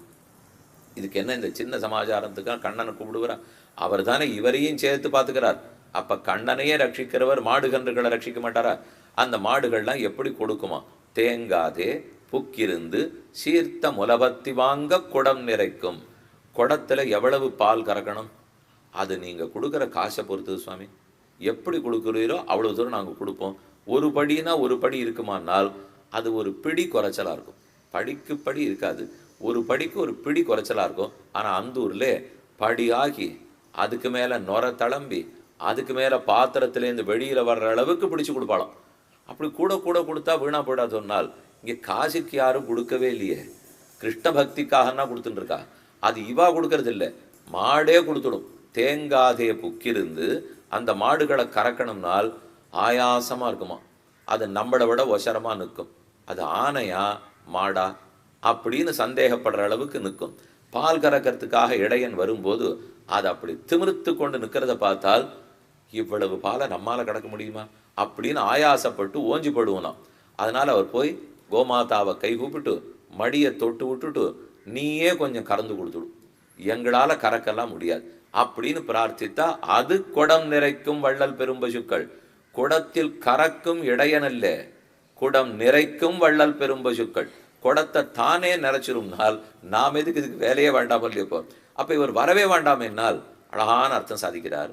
முதல்ல பசுமாட்டினுடைய மடியை தொட்டு விடுறது இவன் வேலை, கறந்து முடிக்கிறது இவன் வேலை இல்லை, அது கொட்டி முடிச்சிடும். சரி, தொடாட்டாலே கொட்டுமானால் கொட்டாது, தொட்டதுக்காக கொட்டுமானால் இல்லை, தொட்டு நான் தான் கொட்டி முடிக்க வைக்கணுமான்னா இல்லை, அப்ப தொட வேண்டாமானால் தொடணும். இதுதான் உண்மை. இப்போ இதே போல இப்போ நான் சரணாகதி பண்ணத்துக்காக பகவான் கொடுக்க போறாரா? இல்லை, அவர் கருணையால கொடுப்பார். நாம் பண்ணி மொத்தத்தையும் வாங்கி விடலாமா? முடியவே முடியாது. இவன் பண்ணது சின்ன காரியம். அப்ப பண்ணாமலே இருந்து விடலாமா? தரமாட்டார். பண்ணாதான் தருவார். சரணம்னு வந்துதான் ஆகணும். அப்ப இந்த பசு வேறு கண்ணன் வேறு இல்லை, அவரும் வள்ளல் கண்ணன். இதுவும் வள்ளல் பெரும் பசுக்கள். அவர் தொட்டு தொட்டே வளர்த்து விட்டுருக்காரு இந்த பசுக்களை. அப்ப இவெல்லாம் அதை கறக்க போகிறச்சே தேங்காதே புக்கிருந்து சீர்த்த முலபக்தி வாங்க. தேங்காதேன்னா பயப்படாம முன் வச்ச கால பின் வைக்காமன்னு அர்த்தம். தேங்கி தேங்கி நிற்கிறார் அப்படின்னு தைரியம் இல்லே போலே நிற்கிறார். தேங்குதல்னு உண்டானால் அநேகமா நம்ம அந்த மொழியை பயன்படுத்துறதே இல்லை. தேங்கி நின்றார்னு சொல்ல மாட்டான். ஒரே ஒரு இடத்துல உண்டு. ஸ்ரீரங்கத்துல புறப்பாடாகும். புறப்பாடாரிச்சே பெருமாள் எழுந்துருடுவார் இல்லையோ, மணியக்கார சுவாமி முன்னாடி இருப்பார். அவர் சொன்னபடிக்கு தான் அந்த பெருமாள் போலாம், அப்படித்தான் நிற்கலாம். இந்த இடத்துல நில்லுன்னு சொன்னா நின்றுடுவார், இந்த இடத்துல புறப்படலாம்னா புறப்படுவார். அப்படின்னா தான் ஒரு கட்டுப்பாட்டுக்கு வரும். ஏன்னா எண்ணிறந்த புறப்பாடு, எத்தனை உற்சவங்கள், எத்தனை கோலாகலம், இத்தனையும் தாண்டி சரியா நடத்தின்னு போகணும் இல்லை, மணி தப்பாமல். அதான மணிக்காரர் பார்க்க போறாரு. அப்ப ஒரு சொல்லச்சே 4 வட்டம் இருப்பா. பெருமாளுடைய தோழிக்குனியானோ திருச்சி விகியோ பல்லக்கோ பிடிக்கிறவா முத வட்டம், 2ஆம் வட்டம், 3ஆம் வட்டம், 4ஆம் வட்டம். அவ வேகமா 7 வரைச்சே நில்லும் அப்படின்னு சொன்னா அப்படியே நிறுத்திடுவார். நின்னுட்டு ஏழை பண்ணா அப்படின்னு சொன்னா மேல எழுந்துருள பண்ணுவா. அப்படி சொல்லச்சே தேக்கும்னுவா. தேக்கும்னா தேங்கி நிற்கணும்னு அர்த்தம். நெல்லும் நுட்டால் அப்படியே நின்றுடுவா. தேக்கும் நுட்டா நிப்பா. அப்ப தேங்கி போறோங்கிற மொழி. தேங்கி தேங்கின்னு சொன்னால் தயங்கி தயங்கின்னு வச்சுக்கோங்களேன். அப்ப தேக்கும் அந்த ஒரு இடத்துல நீங்க கேள்விப்பட்டிருக்கீங்க. மற்றபடி நம்ம தேங்குதல்ங்கிறதெல்லாம் எங்கேயும் பயன்படுத்துறதா தெரியல. ஆனா நம்ம எல்லாம் பயன்படுத்தாட்டா கூட பெருமாள் விட்டு கொடுத்துட மாட்டாங்க. அவர் தன்னுடைய மொழியாவான்னு வச்சுக்கணும் இல்லையா. ஏன்னா அவருக்கு பாட்டு 247, தமிழ எழுத்துகள் 247. அதனால தமிழ் கடவுள்னு சொல்லணும்னா ஸ்ரீரங்கத்து நம்பெருமாள். அப்படி இருக்கிறச்சு அவர் கொடுத்துருவாரா. இது திவ்ய பிரபந்தத்துக்கு 21 நாள் அத்தியனோத்சவமே தமிழர் திருநாள். நாம் தமிழர் திருநாள் நாள் இப்ப பாஞ்சராத்திர ஆகமத்திலோ வைகானச ஆகமத்திலோ சொல்லப்பட்டிருக்கு. ஆனா இது வருங்காலத்துல நடக்கும்னு சொல்லப்பட்டிருக்கு. இல்லைன்னா ஆகமத்துல வசந்தோத்சவம் சொல்லலாம், பூச்சாத்தி உற்சவம் சொல்லலாம். தமிழ் பிரபந்தங்கள் பாடப்பட்டு பாஞ்சராத்திர ஆகமத்தில் தமிழுக்குன்னு அத்தியன உற்சவம் நடத்தும்னு எழுதியிருக்கலாமா? எழுதியிருக்குன்னு சொல்லச்சேவே அப்ப தமிழ் எவ்வளவு பழமையானதுன்னு தெரிஞ்சுக்கணும். இல்லைன்னா என்ன இருந்திருக்கணும்? பவித்ரோத்சவம், பிரம்மோத்சவம் இதுதான் இருந்திருக்கணும். ஆழ்வார் காலத்துல தமிழ் பிரபந்தம் பாடி இதுக்கு 21 நாள் உற்சவம் நடக்கும்னு ஆகமத்துல இருக்குமானால் இருக்கிறது இடைச்செருகளா இருக்குமோ? ஆமா, இது யாரோ பண்ணா மட்டும் இடைச்செருகள், மற்ற பேர் எழுதினா மட்டும் முதல் செருகலான்னு அப்படின்னு வச்சுக்கூடாது.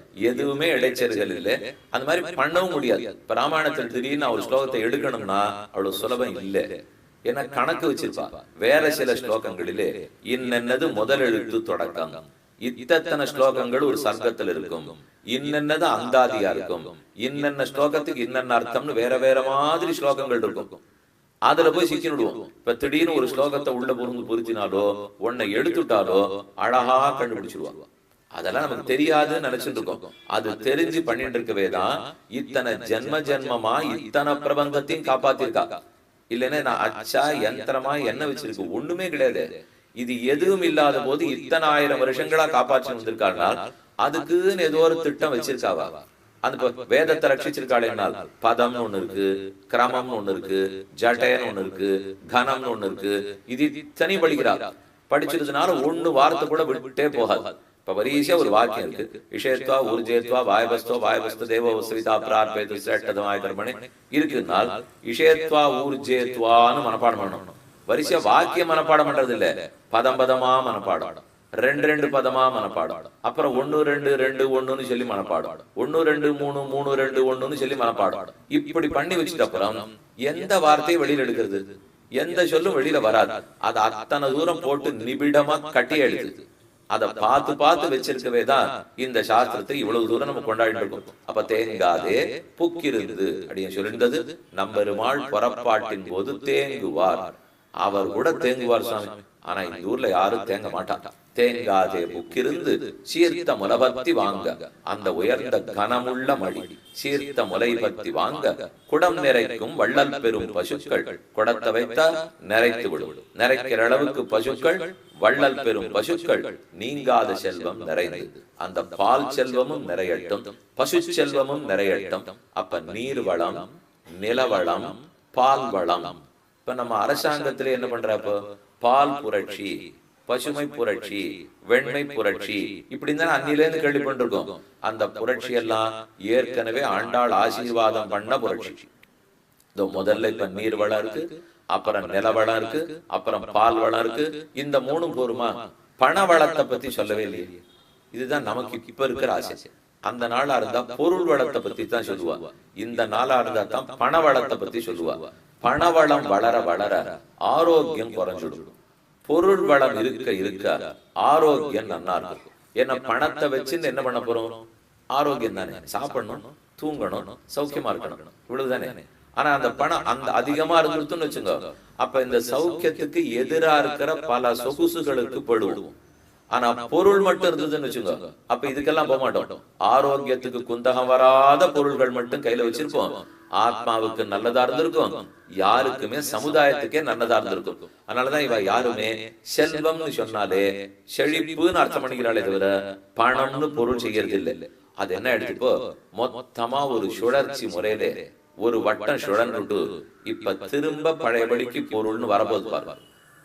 என்ன சொல்றேன்னா, நடுவுல நிறைய பணம் கையில வச்சிருந்த மூலியம் திடீர்னு ஒரு நாள் என்ன பண்ணிட்டான், இனிமே இதுக்கெல்லாம் மதிப்பு கிடையாது, பணத்துக்கு மதிப்பு கிடையாது, விட்டுடுங்க. அப்ப இனிமே அட்டைய வச்சுக்கோ. பொருள் வாங்கறதுக்கு ஒரு அட்டை தரேன், பிரயாணத்துக்கு ஒரு அட்டை தரேன், சாப்பாட்டுக்கு ஒரு அட்டை தரேன். இப்ப எல்லாத்துக்கும் ஒரு அட்டையை கொடுத்துட்டு அது என்ன, அப்ப பண்ட மாற்று பொருள் மாற்றுக்கு வந்துட்ட மூலியம். பழையபடிக்கு இப்ப யாரும் பணத்தை கையால பாக்குறது இல்ல. வெளிநாடுகள்லாம் பணத்தை கையில வச்சுக்கிறதே இல்லைவா. எதுவா இருந்தாலும் அட்டை தான். நாம தான் நடுவில் ரொம்ப பணத்தை வச்சுன்னு புழகிட்டு இருந்தோம்.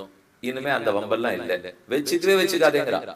நீ பணத்தை கையாளலைன்னால் நல்லது, உனக்கு இன்னொரு 10 ரூபாய் தரேன் அப்படின்னு அரசாங்கம் சொல்ற அளவுக்கு ஆயிடுத்துனால் தெரிஞ்சு போச்சு சுவாமி. இது பழையபடிக்கு நம்ம வேதம் ஆழ்வார் பாசுரத்தின் படி திரும்ப பொருள் செல்வம் வரப்போறது போல் இருக்கு. பணச்செல்வம் நல்லதா போச்சு. அப்ப ஆரோக்கியமும் நன்னா இருக்கும், ஆன்மீகமும் நன்னா வளர்ந்து நீங்காத செல்வம் நிறைந்து ஏலோர் எம்பாவாய் அப்படிங்கிறது 3வது பாசுரம் பார்த்தோம். இந்த பாசுரத்துல பகவான் உத்தமன் ஓங்கி உலகளந்தான் உத்தமனுடைய பேர்பாடின்னு சொல்லி இருக்கிறாள். ஆனா எதை பாடின்னு சொல்லிருக்கலாம்? ஓங்கி உலகளந்த உத்தமன் அடிபாடின்னு பாடிருக்கணும். சொல்லலையே. உத்தமன் திருவிக்கிரம பெருமான் திருவடிகளால் தான் உலகத்தை அளந்தார். அப்ப திருவடி பாடி, திருவடியை பணிந்துன்னு சொல்ல வேண்டிய ஆண்டாள் ஏன் பேர்பாடின்னு சொல்லணும்னால், இந்த திருவடி ஏற்கனவே ஞாபகத்துக்கு வந்து 2ஆம் பாட்டிலே சொல்லி எடுத்து பார்க்கடலுள் பையத்துயின்ற பரமன் அடிபாடின்னு பாடினாள். அந்த இடத்துல அடிப்பிரஸ்தாவம் வந்தது. அடியை பத்தி யோசிக்க யோசிக்கத்தான் அடியால் எப்ப காரியம் பார்த்தாரு ஞாபகம் வந்தது. அடியால் காரியம் பார்த்தது எப்போ? திருவிக்கிரம பெருமானா உலகத்தை தாவி அளந்தது. அதனால்தான் ஓங்கி உலகளந்த உத்தமன்னே பாட்டு வந்தது. அப்ப பார்க்கடலுள் பையத்துயின்ற பரமன் பரமன் பரமன் அடிபாடி அடிபாடி நெய்யுண்ணோம் பாலுண்ணோம். அந்த திருவடி என்ன வியாபாரம் செய்தது? தாளால் உலகமளந்த அசபேகொல் பின்னும் தன் வாய் திறவான் நீளோதம் வந்தலைக்கும் மாமயிலை மாவல்லி கேணியான் ஐந்தளவாய் நாகத்தடை. இந்த பக்கத்துல திவ்யதேசம் திருவல்லிக்கேணி. அதுக்கு ஆழ்வாருடைய பாசுரம் நீளோதம் வந்தலைக்கும் மாமயிலை மாவல்லி கேணியான். ஆழ்வார்களுக்கெல்லாம் மயிலாப்பூர்ல ஒரு ஆசை. அது என்னது? திருவல்லிக்கேணியில தானே பெருமாள் இருக்காருனால் ராஜதானி மயிலாப்பூர், அதற்கு அடங்கி இருக்கிற கிராமம் திருவல்லிக்கேணி. இப்படிதான் பெரியவா சேனல் வியாக்கியானத்தில் பண்றார். அதனாலதான் எங்க திருமங்கி ஆழ்வாரும் சரி மாடமாமயிலை திருவல்லிக்கேணி கண்டேனேன்னு தான் பாடுறார். இப்ப இந்த பாட்டுலையும் மயிலை திருவல்லிக்கேணி, நீளோதம் வந்தலைக்கு மாமயிலை மாவல்லி கேணியான். அப்ப மாவல்லி மாமயிலை அந்த மயிலாப்பூருக்குள்ளே கிரகம் படை வீட போல இதுவா கிராமத்தை போல திருவல்லிக்கேணியா. அங்க சேனிச்சிருக்கிற பெருமான் தாளால் உலகமளந்த அசவேகொல். தாளால் திருவடிகளாலே உலகத்தை எல்லாம் தாவி அளந்தையா. ஆயாசம் ஒரு அசைவு, ஆயாசம், அயற்சி, களைப்பு. தாளால் உலகளந்த அசவேகொல் பின்னும் தன் வாய் திறவான். ரொம்ப அசந்து போயிருந்தாள், படுத்துன்னு தூங்கிட்டு இருக்காள்னால் பேச்சு மூச்சே இருக்காது. நம்ம ஏதானு கேட்டா கூட சாப்பிட்றீங்களா இப்படின்னு விடுவா. சாப்பிட்றியா என்ன சொல்றேன்னா அந்த பேசக்கூட முடியல, 2 மணி நேரம் கழிச்சு எழுந்து பேசுறேன் விடு. அப்ப அவ்வளவு அசவோ இல்லையோ. அதனாலதான் திருவல்லிக்கேணியில சயனிச்சுட்டு இருக்கிற பெருமாள் ரொம்ப அயர்ந்து போயிட்டாருனால் நமக்கு தோணி எங்க சயனிச்சுட்டு இருக்காரு அவர் திருவல்லிக்கேணில. நின்றுனா இருக்காருனால் நின்றுட்டு இருக்கிற பெருமாள் வந்து சேர்ந்த பெருமாள். சயனிச்சுட்டு இருக்கிற பெருமாள் தான் உள்ளூர் ஸ்தலத்துக்கு பெருமாள். சயனிச்சுட்டு இருக்கிறவர் மன்னாத பெருமாள். அவர் தான் என்னையாளுடைய அப்பன்னு சொல்றமோ இல்லையோ. வேதத்தை வேதத்தின் சுவைப்பயனை விழுமிய முனிவர் விழுங்கும் கோதில் இன்கனியை நந்தனார் களிற்றை குவலையத்தோர் தொழுதேத்து மாதி அமுதை என்னையாளுடைய அப்பனை ஒப்பவரில்லா மாதர்கள் வாடும் மாமட மாமயிலை திருவல்லிக்கேணி கண்டேனேன்னு பாசுரம். அப்ப அங்கே ஒப்பவரில்லா மாதர்கள் வாழும் மாடமாமயிலை திருவல்லிக்கேணி என்னையாளுடைய அப்பன் வேதவல்லி தாயாருடைய நாதன் மன் நாதன் என்னையாளுடைய அப்பன். அவர் சயன திருக்கோலத்துல தான் இருக்கார். எப்பவுமே ஸ்தலத்து பெருமாள் கொஞ்சம் பின்வாங்கிடுவார், வந்து சேர்ந்த பெருமாள் ஓஹோன்னு முன்னேறிடுவார், பிரபலமாயிடுவார். இது ரெண்டு இடத்துல, ரெண்டும் ஒரே ஊர். திருவேங்கடம் ஊரே தான் திருவல்லிக்கேணி, திருவல்லிக்கேணி பெருமாள் தான் திருவேங்கடமுடையான். சுமதிங்கிற ராஜா திருவேங்கடத்துக்கு போய் உன்னை இங்க 2 தோள்களோட நன்னா சேவித்தேன், 4 தோள்களோட சங்க சக்கரத்தோட எழுந்தொழி இருக்க, உன்னையே 2 தோள்களோட சேவிக்கணும்னு ஸ்ரீனிவாச பெருமாளிடத்துல கேட்டார். அப்பா அவருக்கு பதில் சொன்னார், நான் இப்ப இங்கெல்லாம் மாத்திக்க முடியாது, மாத்திக்கணும்னா மற்றொரு ஊருக்கு போ, அங்க போய் இரு, அங்க தபஸ் பண்ணு. கைரவணிங்கிற புஷ்கரணி இருக்கு, அந்த புஷ்கரணி கரையிலே அல்லிக்கேணி ஊர், அது பிருந்தாரண்ய கஷேத்திரம், அங்க போய் தபஸ் பண்ணிட்டு வரேன் அப்படின்னு பெருமாள் சொன்ன சுமதி ராஜா வந்துட்டான். வந்த இடத்துக்கு தான் பெருமாள் வந்து பார்த்த சாரதி வெங்கட கிருஷ்ணன்னு திருநாம். ஏன்னா அவனுக்கு கிருஷ்ணனா சேவிக்கணும்னு ஆசை, 2 தோள்களோட கிருஷ்ணனா வந்துட்டார். யார் வந்தார்? வெங்கடேசன் தானே வந்தார். அதனால 2 பேரை சேர்த்து வெங்கட கிருஷ்ணன் அப்படின்னு அந்த சுவாமிக்கு திருநாமம். அப்ப அவர் வந்து சேர்ந்த பெருமாள் தானே. இங்க வரச்சே யார் இருந்தா? இந்த சயனிச்சின் இருந்த மன்னாத பெருமாள் தான் இருந்தார். இன்னைக்கு எங்க இருக்காருனார்? இருக்காருன்னு ஏன்னா ரொம்ப பிரபலமா பார்சாதி பெருமாள் தான் இருக்காரு இப்போ. அப்ப வன்னாதர் அது திருவேங்கடமுடையான் பண்ண அதே சாமர்த்தியம் தான் சுவாமி. அங்கே என்ன வராக பெருமாள் தான் ஸ்தலத்து பெருமாள். அங்க இருக்கிறவர் இப்போ சுவாமி புஷ்கரணி கரையில இருக்கிற வராகன் தான் ஸ்தலத்துக்கு பெருமாள். அவர் எங்க இருக்கார்? கொஞ்சம் பின்னாடி இருக்கார். திருவேங்கடமுடையான் முன்னாடி இருக்கார். அவர் இங்க வந்தா இவர் எங்க போனாலும் இப்படித்தான் போல் இருக்கு சுவாமி. கொஞ்சம் இடத்தை கொடுத்தா பிடுங்கிட்டு வரும் போல் இருக்க. அப்ப திருவேங்கடவன் அப்படித்தான் செஞ்சிருக்கார், பார்சாரதி பெருமாள் அப்படித்தான் செஞ்சிருக்கார். இருக்கட்டும், நம்மை அனுகிரகிக்கிறதுக்கு தானே அத்தனை ஆதரவோட வந்திருக்கா. எதுக்கு சொல்ல வந்தேன்? பார்க்கடலுள் பையத்து இன்ன பரமனடி பாடி நெய்யுண்ணோம் பாலுண்ணோம் தாளால் உலகமளந்த அசவேகொல் பின்னும் தன் வாய் திறவான் நீடோதம் வந்தலைக்கும் மாமயில மாவல்லிக்கேணியான். உலகத்தை தாவி அளந்தாயிடுத்து, திருவிக்கிரமாவதாரம் ஆயிடுத்தா, திருவடியெல்லாம் ஒரே வலிக்கிறது. தொட வலிக்கிறது, முட்டி வலிக்கிறது, கணுக்கால் வலிக்கிறது, பாதம் எவ்வளவு வலிக்கும். தாமரையை போன்ற திருவடி இல்லையா, அந்த வலிக்கிறதுக்கு யார் பிடிச்சு விட்டாலும்லாம் அவருக்கு போறல. அதனால கடற்கரையில வந்து சயனிச்சுனுட்டு கடல் தாய் அவரிடத்துல சொல்லி, நீர் நித்தியப்படி அலையலையா வாரும், வந்து வந்து மெதுவா திருவடியை கழுவி கழுவி கழுவி அந்த அலை மோதி மோதி மோதி அப்படி கால் ரொம்ப வலிக்கிறதுன்னா இப்படி இப்படி போட்டு அடி. இப்போ சில பேருக்கு முதுகில் ஏறி குத்துன்னுவா, காலில் ஏறி அழுத்துன்னுவா, மெதுவாக ஏதோ பாதங்களை பிடிச்சு விடுறதுங்கிறது வேற. ரொம்ப ஆயாசமாப்படுத்தினால் அப்படி போட்டு குத்தனன்னா நீளோதம் வந்த அலைக்கும் மாமையில மாவள்ளி கேளியான். நீளோதம்ங்கிறதா பெரிய கடல் அலை, அது வந்து வந்து மோதர்தான். மோதி மோதி பெருமானுடைய திருவடிக்கு இருக்கிற களைப்பை தீர்த்துட்டான். அப்படி சயனிச்சிருக்காருனால் அப்ப தாளால் உலகமளந்த அசவேகொல், தாளால் அளக்கிறார், தாழ் உலகமளந்த. இது திருவல்லிக்கேணி பாசுரமா? பரமன் அடி ஓங்கி உலகளந்த. இது ஆண்டாளுடைய பாசுரம். பார்க்கடலுள் பையத்து இன்ன பரமனடி திருவடியை சொன்னாள், திருவடியை சொல்லி திருவிக்கிரமனை சொன்னாள். ஆனா உண்மை அது திருவிக்கிரமாவதாரம் பண்ணிட்டு தான் சயனிச்சுன்றவர். ஆனா இங்கே சொல்றது இப்போ சயனித்து கொண்டவர் திருவிக்கிரமாவதாரம் பண்றாருங்கிறாள். என்னது ஒண்ணு மாத்தி இருக்கு. இப்போ அவர் திருவிக்கிரமாவதாரம் பண்ணதுனாலே களைப்பு ஏற்பட்டு சயனிச்சுனுட்டாரா? இல்லை, சயனிச்சுனுட்டு எழுந்து போய் திருவிக்கிரமாவதாரம் பண்ணாரா? ரெண்டுமே உண்மை. ஏஷ நாராயண ஸ்ரீமான் க்ஷீரார்ணவ நிகேதனஹ நாகபர்யங்க முத்ஸ்ரிஜ்ய கியாகதோ மதுராம் புரிம். நாராயணனா வைகுந்தத்தில் இருந்தவர் திருப்பார்க்கடலில் போய் சயனித்தார். பார்க்கடல்ல இருந்து தான் எந்த அவதாரங்களுமே நடக்கும். அவதார கந்தம்னு சொல்லுவா. பார்க்கடல்ல சயனிச்சுருப்பார். மத்ஸ்ய கூர்ம வராக எல்லா அவதாரமே திருப்பார்க்கடல்ல இருந்தான். அப்ப சயனித்து கொண்டிருந்தவர் எழுந்து வந்தார், திருவிக்கிரமாவதாரம் பண்ணினார், உண்மை. பார்க்கடல்ல சயனிச்சிருந்தவர் எழுந்து வந்து திருவிக்கிரமாவதாரம் பண்ணார். அதுதான் 2ஆம் பாட்டு 3ஆம் பாட்டு. பார்க்கடலுள் பையத்து இன்ன பரமன் ஓங்கி உலகளந்த உத்தமன். இல்ல நீர் ஒண்ணு சொன்னீர், என்னால் திருவிக்கிரமாவதாரம் பண்ணி முடிச்ச பிற்பாடு அப்புறம் ஏற்பட்ட களைப்பை தீர்ப்பதற்காக திருவல்லிக்கேணியில போய் சயனிச்சுட்டார்னு சொன்னேன். அப்படின்னு சொன்னது பார்க்கடல்ல போய் சயனிச்சுட்டார்னு சொல்லல. அப்ப பார்க்கடல் சயனம், திருவிக்கிரமாவதாரம், திருவல்லிக்கேணி சயனம்.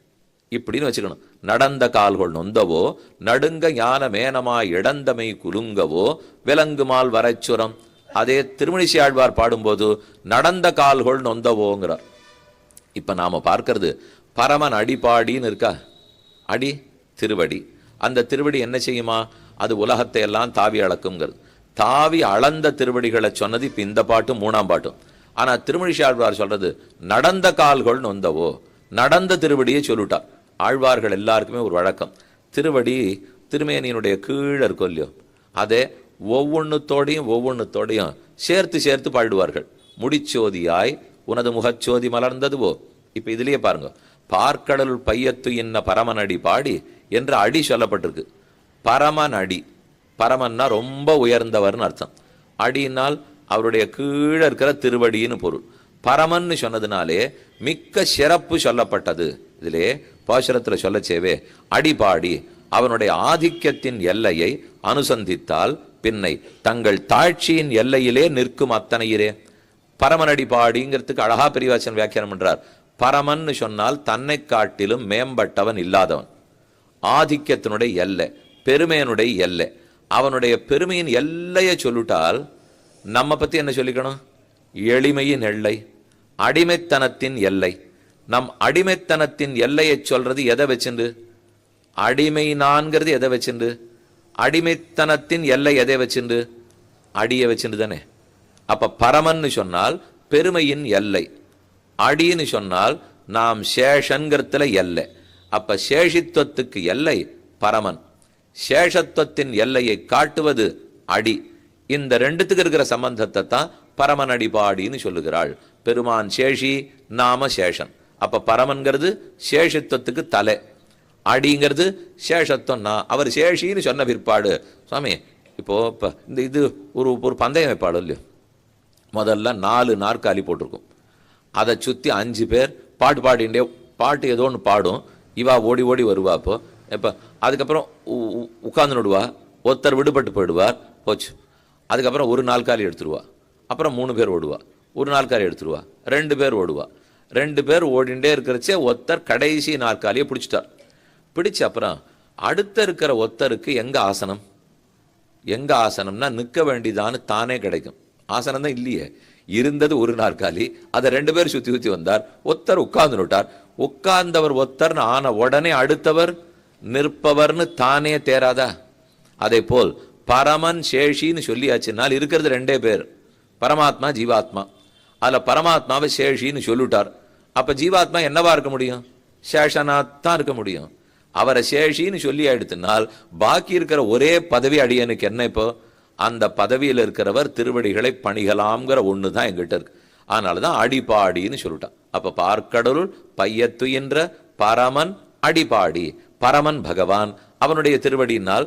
இந்த 2 சொல்லும் ரொம்ப இடைவெளி இருக்கிறது, சொல்லுக்குள்ள இடைவெளி இல்லை, 2 பக்கத்துல இருக்கு. பரமன் அடி, ஆனா அது எவ்வளவு இடைவெளினால் அது மேன்மைக்கெல்லாம் எல்லை பரமன்கிறது. அடின்னு சொன்னால் எளிமைக்கெல்லாம் எல்லை. நாம சேஷத்துவத்தினுடைய எல்லையில இருக்கோம், அவர் சேஷித்துவத்தினுடைய எல்லையில இருக்கார். 5 இடத்தில் சுவாமி நம்மாழ்வார் சரணாகதி அனுஷ்டித்தார். அதுல மானை நோக்கு நல்லீர்னு திருவள்ளவாழ்ங்கிற திவ்யதேசம். அதுக்கு திருமங்கி ஆழ்வாரும் 10 பாசுரம் பாடியிருக்கார், நம்மாழ்வாரும் 10 பாசுரம் பாடியிருக்கார். அழகான க்ஷேத்திரம். அந்த பெருமாளை இன்னைக்கெல்லாம் சேவிச்சுட்டே இருக்கலாம். ஒரு தடவை நீங்க போய், ஆனா அவர்கிட்ட அந்த பெருமாள் சேவிக்கணும்னா திருமுடியை சேவிச்சா திருவடி சேவிக்க முடியாது, திருவடியை சேவிச்சா திருமுடி சேவிக்க முடியாது. அது ஒரு அமைப்பு. அந்த மாடத்தினுடைய அமைப்பு எப்படி இருக்குன்னால், நாம கொஞ்சம் குனிஞ்சுண்டா தான் அவரை சேவிக்கவே முடியும். நாம நிமிந்துண்டா திருவடியை சேவிக்கலாம், முடி சேவையாகாது. குனிஞ்சு பார்த்தோம்னா முடி சேவையாகும், திருவடி சேவையாகாது. இப்ப இது இருந்தா அது இல்லை, அது இருந்தா இது இல்லையா? ஏதோ கொஞ்சம் பரமன் அடியோட சம்பந்தம் இருக்கு போல். பரமன்கிறது பெருமையை சொல்லிடுத்து, அடிங்கிறது எளிமையை சொல்லிடுத்து. இது 2ஐயும் சேர்த்து சேவிக்க முடியுமான்னா முடியாது. சேவிக்க ஆசைப்பட்டா திருப்பாவை 2ஆம் பாட்டில் தான் சேவிச்சுக்கணும். நேர போனா திருவள்ளவாழ்ல சேவிக்க முடியாது. ஆனா இந்த பாசுரத்துல சேவிக்கலாம். அடியே இப்ப அந்த பாட்டை சொல்றேன்னால் அதிலே நாயிகா பாவத்தோட நம்மாழ்வார் சரணாதி பண்றார். அது ஒரு இடத்துல மட்டும்தான். சரணாகதி எப்பவுமே ஆண் பாவனையோட தான் பண்ணுவார். முதல்ல இப்ப நோத்த நோன்பு 6ஆவது 2 திவதேசங்கள். நோற்ற நோன்பிலேன் நுண்ணறிவிலேன் ஆகிலிமினி உன்ன விட்டொன்னு மாற்ற கிற்கின்னிலேன் என்று வானமாமலை தெய்வநாயக பெருமானிடத்துல சரணாகதி பண்ணிவிட்டார். அடுத்தது ஆறாவமுதே அடியேன் உடலம் விடவே விடாதேன்னு திருக்குடந்த ஆறாமுதாழ்வார் இடத்துல பண்ணிவிட்டார். 2 முடிஞ்சது. 5ஆம் பத்து, 7ஆம் திருவாய்மொழி, 8ஆம் திருவாய்மொழி, இந்த 2 சரணாகதி முடிந்தது. அதுக்கப்புறம் 9ஆம் திருவாய்மொழி வந்தது. கீழே சொன்ன 2 சரணாகதிகளுமே ஆண் பாவனையில பண்ணது. இப்ப சொல்ல போற 9ஆம் திருவாய்மொழி சரணாகதி நாயிகா பாவம்.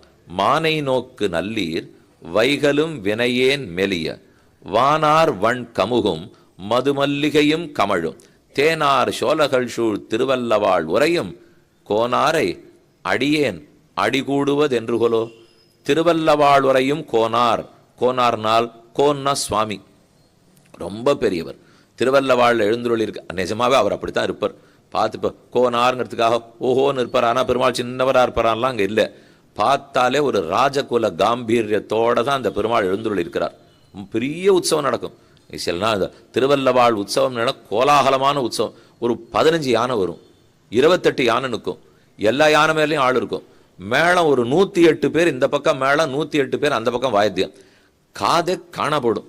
ஒரு பக்கம் பெருமாளை சேவிச்சிருந்தா கண்ணு காணப்படும், வாத்தியத்தை சேவிச்சிருந்தோம்னா காது காணப்படும். அவ்வளவு அழகான உற்சவம். நீராட்ட உற்சவம்னால் ஆராட்டு, ஆராட்டு நம்ம தீர்த்தவாரின்னு சொல்றோம் பாருங்க, அதை மலையாளத்துல ஆராட்டு உற்சவம்னு சொல்லுவா. அங்கேருந்து தீர்த்தத்துக்கு போயிட்டு பலி சாதிக்கிற பெருமாள் தீர்த்த பேரர் அங்க போயிட்டு திரும்பி வந்து அவர் இதை கேட்பார். ரொம்ப உயரத்துல ஒரு கருடன் எழுதிருக்காருங்க. இனிமே உயரம் இல்லை, அவ்வளவு பெரிய துவஜஸ்தம்பம். அதுக்கு மேல கருடன் பறக்கிற நிலையில தயாரா இருக்கார்.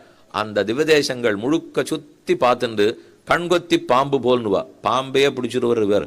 அப்ப இவர் எவ்வளவு கண்கொத்தி பார்த்துட்டு இருக்க மாட்டார். திருவல்லவாள் உரையும் கோனாரை அடியேன் மானை நோக்கு நல்லீர். மான் போன்ற அழகான கண் படைத்தவர்களே, நம்மாழ்வார் தன் தோழிகளை பார்த்து சொல்றார். இப்போ மானை நோக்கு நல்லீர் வைகலும் வினையேன் மெலிய. நான் எவ்வளவு வினைகள் பண்ணியிருக்கேனோ மெலிஞ்சு போயிட்டேன். இந்த பாசரத்துக்கு வியாக்கியானம் பெரிய காலக்ஷேபம் நம்மள வீட்டில் சாதிச்சுட்டு இருக்கார். திருவல்லவாள் திவ்யதேசம் அதற்கு வரணும்னு ஆழ்வார் முடிவெடுத்துட்டார். வானமாமலைக்கு போனார், சரணாகதி பண்ணினார். திருக்குடந்தைக்கு போனார், சரணாகதியாச்சு. திருக்குடந்தை 6ஆம் இங்கு இருக்க வேண்டாம், நான் வசந்த மண்டபத்தில் உற்சவத்துக்காக திருவல்லவாழ்ல இருக்கேன் வாரும் என்று சொல்ல வேக வேகமா அங்க போறார்னு சொன்னா நம்மாழ்வார் ஒரு இடத்துக்கு போக மாட்டார். அவர் இருக்கிற புளிய மரத்தடியில தான் இருப்பார். அந்த பெருமாள் தான் அவர் பின்னாடி ஓடணும். ஆனா போறாருங்கிறது மானச அனுபவம். இந்த மொத்த திருப்பாவையும் எப்படி மானசமோ அதை போல ஆழ்வாரிடத்திலும் மானசம். திருவல்லவாளுக்கு வருகிறார். கை கால் ரொம்ப துவண்டு போறது. அவரோ பரம சுகுமாரர் ஆழ்வார். குழந்தையா இருக்கச்சே தவழ்ந்து வந்து புளிய மரத்தடியில உட்கார்ந்துட்டார். அதுக்கப்புறம் அவருக்கு முட்டி தாங்குமா, கால் தாங்குமா, அவருக்கு நினைச்சதெல்லாம் பகவான். அதனால கால் தள்ளாடி போய் திருவல்லவாள் புறச்சோலையில வந்து உட்கார்ந்துக்கிறார். அப்படின்னா சோலைகள்ல உட்கார்ந்துட்டார். ஊருக்குள்ள இன்னும் போகல. உள்ள பெரிய வாத்திய கோஷம். இப்ப இத்தனை நாள் யானை நிற்கிறது, ஆராட்டு, வாத்தியம், 25 மேளெல்லாம் எதுக்கு தெரியுமா சொன்னேன்? வெறும ஊர்க்கதை சொல்றதுக்காக இல்லை. அது அத்தனை ஆழ்வார் காதல இப்ப புறச்சோலையிலேருந்து படுறது. ஓஹோன்னு உற்சவம் நடக்கிறது. உள்ள போலாமான்னால் போலாமோ கூடாதோ, நமக்கு அங்க அன்வயம் உண்டோ இல்லையோ, கொடுப்பரோ மாட்டாரோன்னு பயம். அந்த பயத்துல இப்ப வாசல்ல புறச்சோலையில உட்காண்டிருக்கார். நெஞ்சு அழியறது, கல் தண்டாடுறது. அப்ப பக்கத்துல இருக்கிற தோழிகளை பார்த்து மானை நோக்கு நல்லீர் வைகலும் வினையேன் மெலிய. இந்த சத்தம் கேட்க கேட்க என் உடம்பு இன்னும் மெலியறதேன்னு அடறார்.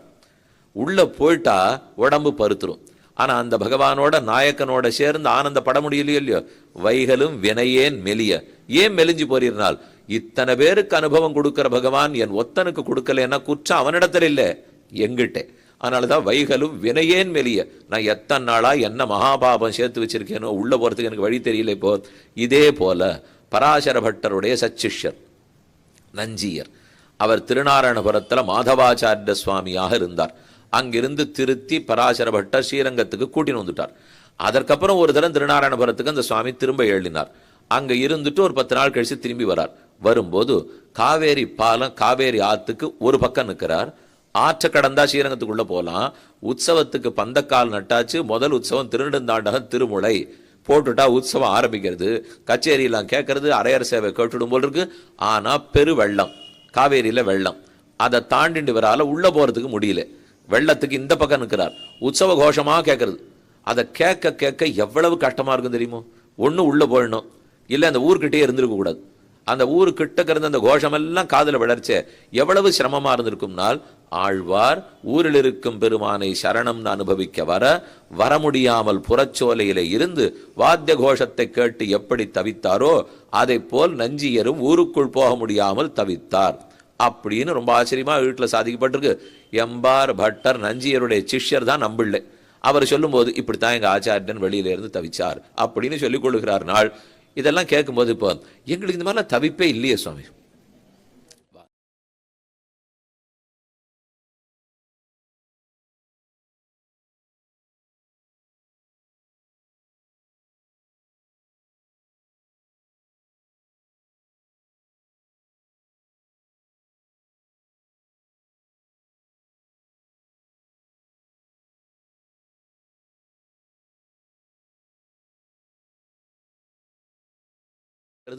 நாளொரு மேனியும் பொழுதொரு வண்ணமுமாக வளர்ந்து வருகிறார் இப்படின்னு தான் நம்ம தமிழ்ல படிச்சிருப்போம்.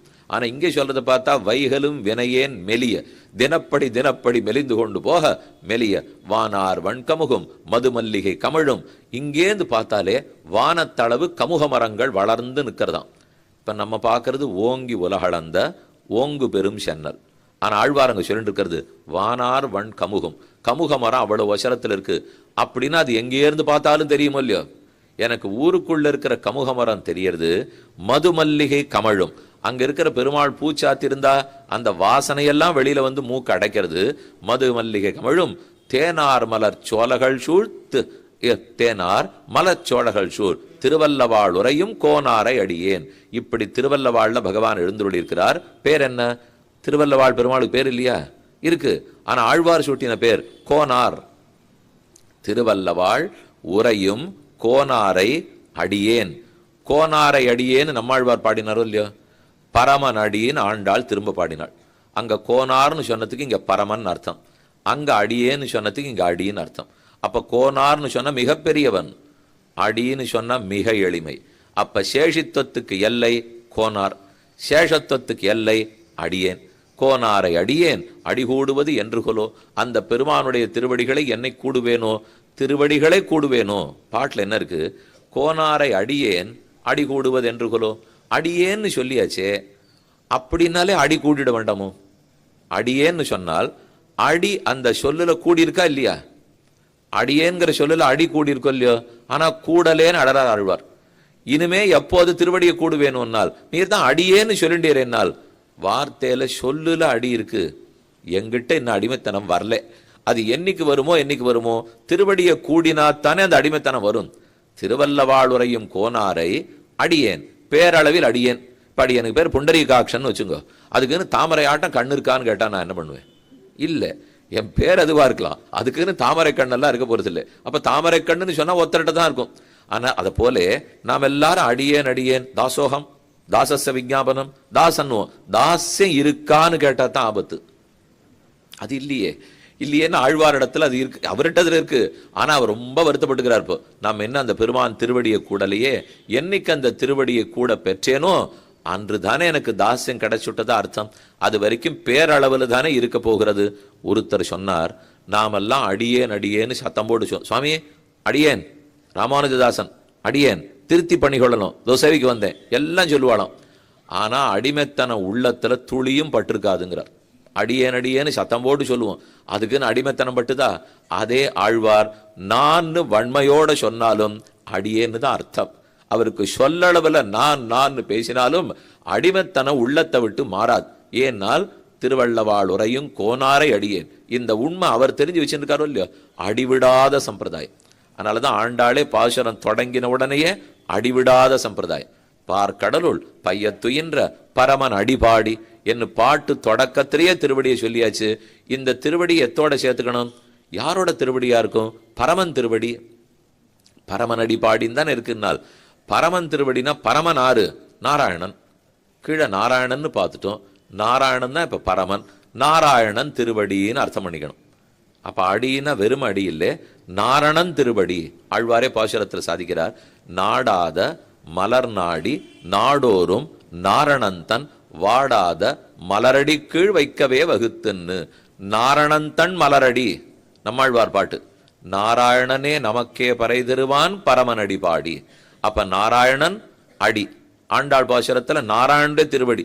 ஏன்னா அடி அடின்னு சொல்லிட்டு யாருடைய திருவடினால் எழுத்து வீட்டுக்காரர் திருவடின்னு விட்டான்னா அப்படிலாம் இல்லை சுவாமி, இது நாராயணனுடைய திருவடி.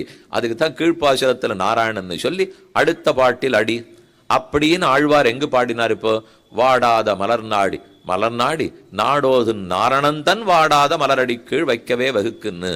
அது நாரணன் மலரடின்னு சொன்னா போருமா? நாரணன் தான் அன்னால் இல்லையே. ஆழ்வார் அதை இன்னும் பரிஷ்காரம் பண்ணி சொல்றார். திருநாரணன் தாள் காலம்பெற சிந்தி துய்மினோ. அந்த தாள் வெறும் நாராயணன் தாள் இல்ல, திருநாரணன் தாள். அவர் சீமன் நாராயணனா இருக்கணும். அதை பத்தி திருநாராயணபுரம் மேல்கோட்டையன்னு பெருமாள் செல்வநாராயண பெருமாளை சேவிக்க போறோம்.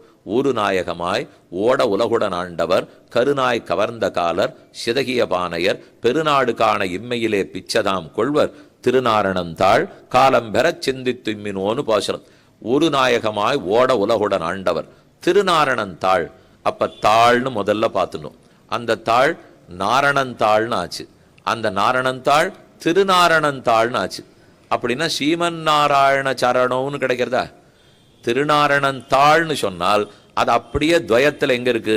ஸ்ரீமன் நாராயண சரணவ். அதைத்தான் நம்மாழ்வார் ரொம்ப சுலபமா திருநாரணன் தாள். இதுக்காவது இவ்வளவு எழுத்து எழுதணும் சுவாமி. ஆழ்வார் குறைச்சிட்டார், எழுத்தையே குறைச்சிட்டார். அதனாலதான் இவ்வளவு வேதாந்தத்தை 4000 பாட்டுக்குள்ள கொடுக்கணும்னால் திருநாரணன் தாள் காலம்பெற சிந்து துய்மின். இங்க சொன்னது நாராயணனே பார்க்கடலுள் பையத்து இன்ன பரமன். சரி, இங்க திருவை காணுமே. ஆண்டாள் பாசுரத்துல திருவே இல்லையே. நாராயணன் தான் முதல் பாட்டுல இருக்கு, திருநாராயணன் இல்லை. அப்ப ஆண்டாள் என்ன ஒரு மிதுன உத்தேசம்னு இருக்க மாட்டாளா? 2 பேரை சேர்த்து பாட வேண்டாமா? பிரம்மச்சாரி நாராயணனை பாடிடுவாள். நம்மாழ்வார் 2 பேரை சேர்த்து பாடணும். ஆனால் ஆண்டாள் 2 பேரை சேர்த்து பாட வேண்டாம். ஏனெனில் அந்த இருவளில் ஒருத்தி அவள். எப்ப அந்த 2 பேர்ல ஒருத்தி தானோ அவ எதுக்கு 2 பேரை சேர்த்து பாடணும்? இப்போ அவ பாடச்சே அவர் ஒத்தரத்தான் பாடுவாள். நாம பாடச்சேத்தான் அவளையும் அவனையும் சேர்த்து பாட வேண்டும். அத்திரு அவனை பத்தும் இத்திரு இருவரை பத்தும்னு பாசுரம். பக்கத்துல ஏத்திவளும் வெண்மதி போல் திருமுகத்தறிவை செழுங்கடல் அமுதினில் பிறந்த அவளன் நின் நாகத்திருப்பது அறிந்தும் ஆகிலும் ஆசைவிடாளால் குவளையங்கண்ணி கொல்லியம்பாவை நின் தாழ்நறந்து சொல்லு உன்மனத்தால் நினைந்திருந்தாய் இடவெந்த எந்த பிரானேனுடு. இந்த பரகாலனாய்க்கு போய் பெருமான் பிராட்டி திருவிடவெந்த பெருமாள் 2 பேரையும் பற்றினாள்ங்கிறார். ஆனா தாயார் ஆற பத்துவார்? அவர் ஒத்தரத்தான் பத்துவார். அதுக்குன்னு ஒத்தரத்தான் நம்ம பத்தனன்னு அர்த்தம் இல்லை. ஆண்டாள் பாடச்சே நாராயணனே பையத்து என்ன பரமன் அடிபாடின்னு சொன்னாள். ஆனா நம்மாழ்வார் சொல்லச்சே திருநாரணன் தாள் காலம்பெற சிந்து துய்மினோ. திருநாரண பெருமானுடைய திருவடிகளை போய் பற்றுங்கள். அது எங்க இருக்கு? ஸ்ரீமன் நாராயண சரணங்கிற இடத்துல இருக்கு. ஸ்ரீமன் நாராயணன் இடத்திலே சரணாகதி பண்ணுங்கோள்னு சொல்லணுமா? இல்லை, ஸ்ரீமன் நாராயண சரணவ் சரணம் பிரபத்தியன்னு சொல்லணுமா? நாராயணனுடைய திருவடிகளை பற்றுன்னு சொல்லணுமானால் அந்த சரணவ் சரணவ் நம்மளும் சொல்றோமோ இல்லையோ, அது த்விவச்சனம், ரெட்டை, 2 திருவடி. தித்தியா விபக்தி திருவடிகளை அப்படின்னா 2வது வேற்றும உருபுன்னு சொல்றமே தித்தியா விபக்தி. அப்ப நாராயணனுடைய 2 திருவடி தாமரகளைன்னு அர்த்தம் வரும். ஸ்ரீமன் நாராயண சரணவ் சரணம் பிரபத்தே. நாராயணனுடைய 2 திருவடி தாமரகளை உபாயமாக பற்றுகிறேன். பிளலோகாச்சாரியர் மூக்ஷுபடியில் சாதிக்கும் போது சரணவ் அப்படிங்கிறதுக்கு என்ன தெரியுமா அர்த்தம்? 2 விஷயம் அங்க சொல்லப்படுறது. இப்போ உபாய பூர்த்தி சொல்லப்படுறது, சேர்த்தி அழகு சொல்லப்படுறது. அந்த 2 ஒண்ணுக்கு சேர்ந்து இருக்கும் இல்லையோ, அதுதான் சரணம்னு சொல்றதான். திருநாரணன் தாள் பரமனடி கோனாரை அடியேன் என்று எப்ப அந்த திருவடியை சொன்னாலும் இணையடி. இந்த திருவடிக்கு அந்த திருவடி சமம், இதுக்கு அது நிகர், இதுக்கு அது நிகர். இந்த 2த்துக்கு சேர்த்து இன்னொரு நிகர் கிடையாது. இந்த 2த்துக்கு ஒண்ணுக்கொண்ணு நிகரா இருக்கும். ஆனா 2 சேர்த்து இன்னொன்னா இருக்குமானால் இல்லை, இருக்காது. பெருமாள் கண்டிப்பா நம்மளை ரட்சிப்பார். ஒருவேளை அவர் கை விட்டுட்டாலும் கண்டிப்பா பிராட்டி கைவிட மாட்டாள். ஒருவேளை பிராட்டி கை விட்டுட்டாலும் திருவடி கைவிடாதுங்கிறார். அதனாலதான் இந்த பாட்டிலேயே திருநாரணன் தாள் காலம் பெறனால் திருநாரணனை பற்றுங்கோள்னு சொல்லாமல் இவெல்லாம் தனியா திருவடியே இழுக்கிறா. இப்ப நம்ம ஒருத்தர்கிட்ட போய் நீங்க கண்டிப்பா உதவணும் அப்படின்னு கேட்டா எனக்கு புரியும். இப்போ அது உங்களுடைய திருவடி எனக்கு உதவணும் இப்படின்னு யார்கிட்டயானு சொல்லுவோமா? சொல்றது இல்லையே. என்னால் ஏன்னா யார் திருவடியும் உதவாது, அதனாலதான் சொல்றது இல்லை. ஆனா இவரிடத்துல திருவடி தான் சொல்றோம். என்னால் இவரிடத்துல அவரே உதவாட்டாலும் திருவடி உதவும். அப்ப பெருமான் கைவிட்டவனை கூட பிராட்டி பிடிச்சுப்படா. பிராட்டி கை விடுவளான்னு கேட்டால் தன்னடியார் திறத்தகத்து தாமரையாள் ஆகிலும் சிதகுரைக்கு மேல். தாயார் கூட குற்றம் சொன்னாலும் சொல்லிடலாம், ஆனா அடுத்து பெருமாள் விட்டு கொடுக்க மாட்டார். சரி, ஒருவேளை பெருமாளே விட்டுட்டா என்ன பண்றதுனால் திருவடி விடாதுங்கிறார். அப்படி திருவடி விடாதுங்கிறதுக்கு ஆழ்வாருடைய பாசுரம், எண்பெரு கண்ணலத்து ஒன்பொருள் ஈரில வண்புகழ் நாரணன் திண்கழல் சேரே. கழல்னா திருவடியா, அந்த திருவடிக்கு ஒரு திண்மை, திருவடிக்கு ஒரு தார்டியம் சொல்லப்படுறது. திருடமான திருவடினால் நம்ம எத்தனை பேர் போய் பிடிச்சிருந்தாலும் பெருமானே கிடையாதுன்னு தள்ளினாலும் திருவடி விடவே விடாது. அதனாலதான் திண்கழல்னு சொல்லியிருக்கிறபடியால் கடல்கள் இவனை ஒரு நாளும் கழட்டி விடாது. வச்சுக்க வேண்டியதான். கடல்கள்ங்கிறத பிடிச்சிடுறோம்னா நம்ம கடலவே வேண்டாம். அப்ப கடலாமல் பெருமான் திருவடியை பிடிங்கோங்கிறதுக்கு தான் பார்க்கடலுள் பையத்துயின்ற பரமன் அடிபாடின்னு வந்தது. அப்ப ஸ்ரீமன் நாராயண சரணம்னு வருது. அந்த சரணம்ங்கிற இடத்துல இப்ப ரெண்டு சேர்க்கணும். ஸ்ரீமன்னு நாராயண சரணம்னு இருக்கும் இல்லையோ, ஸ்ரீமத் சரணம்னு சேர்த்துங்க, நாராயண சரணம்னு சேர்த்துங்க. ஸ்ரீமத் சரணவ் நாராயண சரணவ் சேத்தா ஸ்ரீமன் நாராயண சரணவ். ஆனா ஆண்டாள் பாசுரத்துல ஸ்ரீமத் இல்லைங்கிறதுக்கு ஒரு மேலோட்டமா காரணம் சொன்னேன், இவளேதானே அதுன்னுட்டு இருக்கட்டும். ஆனா ஆழ்ந்த காரணம் பார்க்கலாமா? பார்க்கடலுள் பையத்துயின்ன பரமன் அடிபாடி.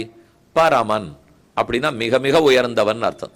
இவர் உயர்ந்தவன்கிறதுக்கு அடையாளம் ஏது? ஸ்ரீயப்பதித்வம். பெருமான் ஸ்ரீயப்பதியா இருந்தா தான் அவன் பரமன். இப்ப இந்த பரமாங்கிற சப்தத்தை ரெண்டா பிரிச்சு பார்ப்போம். பரம பர தன்னை காட்டிலும் மேம்பட்டவன் இல்லாதவர் அப்படிங்கிறதுனால பரமன். அபரமன், அபரமன்னால் தர்ம அதர்ம ஆன்னு போட்டா நேர் எதிர்மறை வரணும் இல்லையோ. அப்ப பரமன் தன்னை காட்டிலும் உயர்ந்தவர் இல்லாதவர், அபரமன் தன்னை காட்டிலும் உயர்ந்தவர் இருக்கிறவர் என்று தான் ஆகணும்.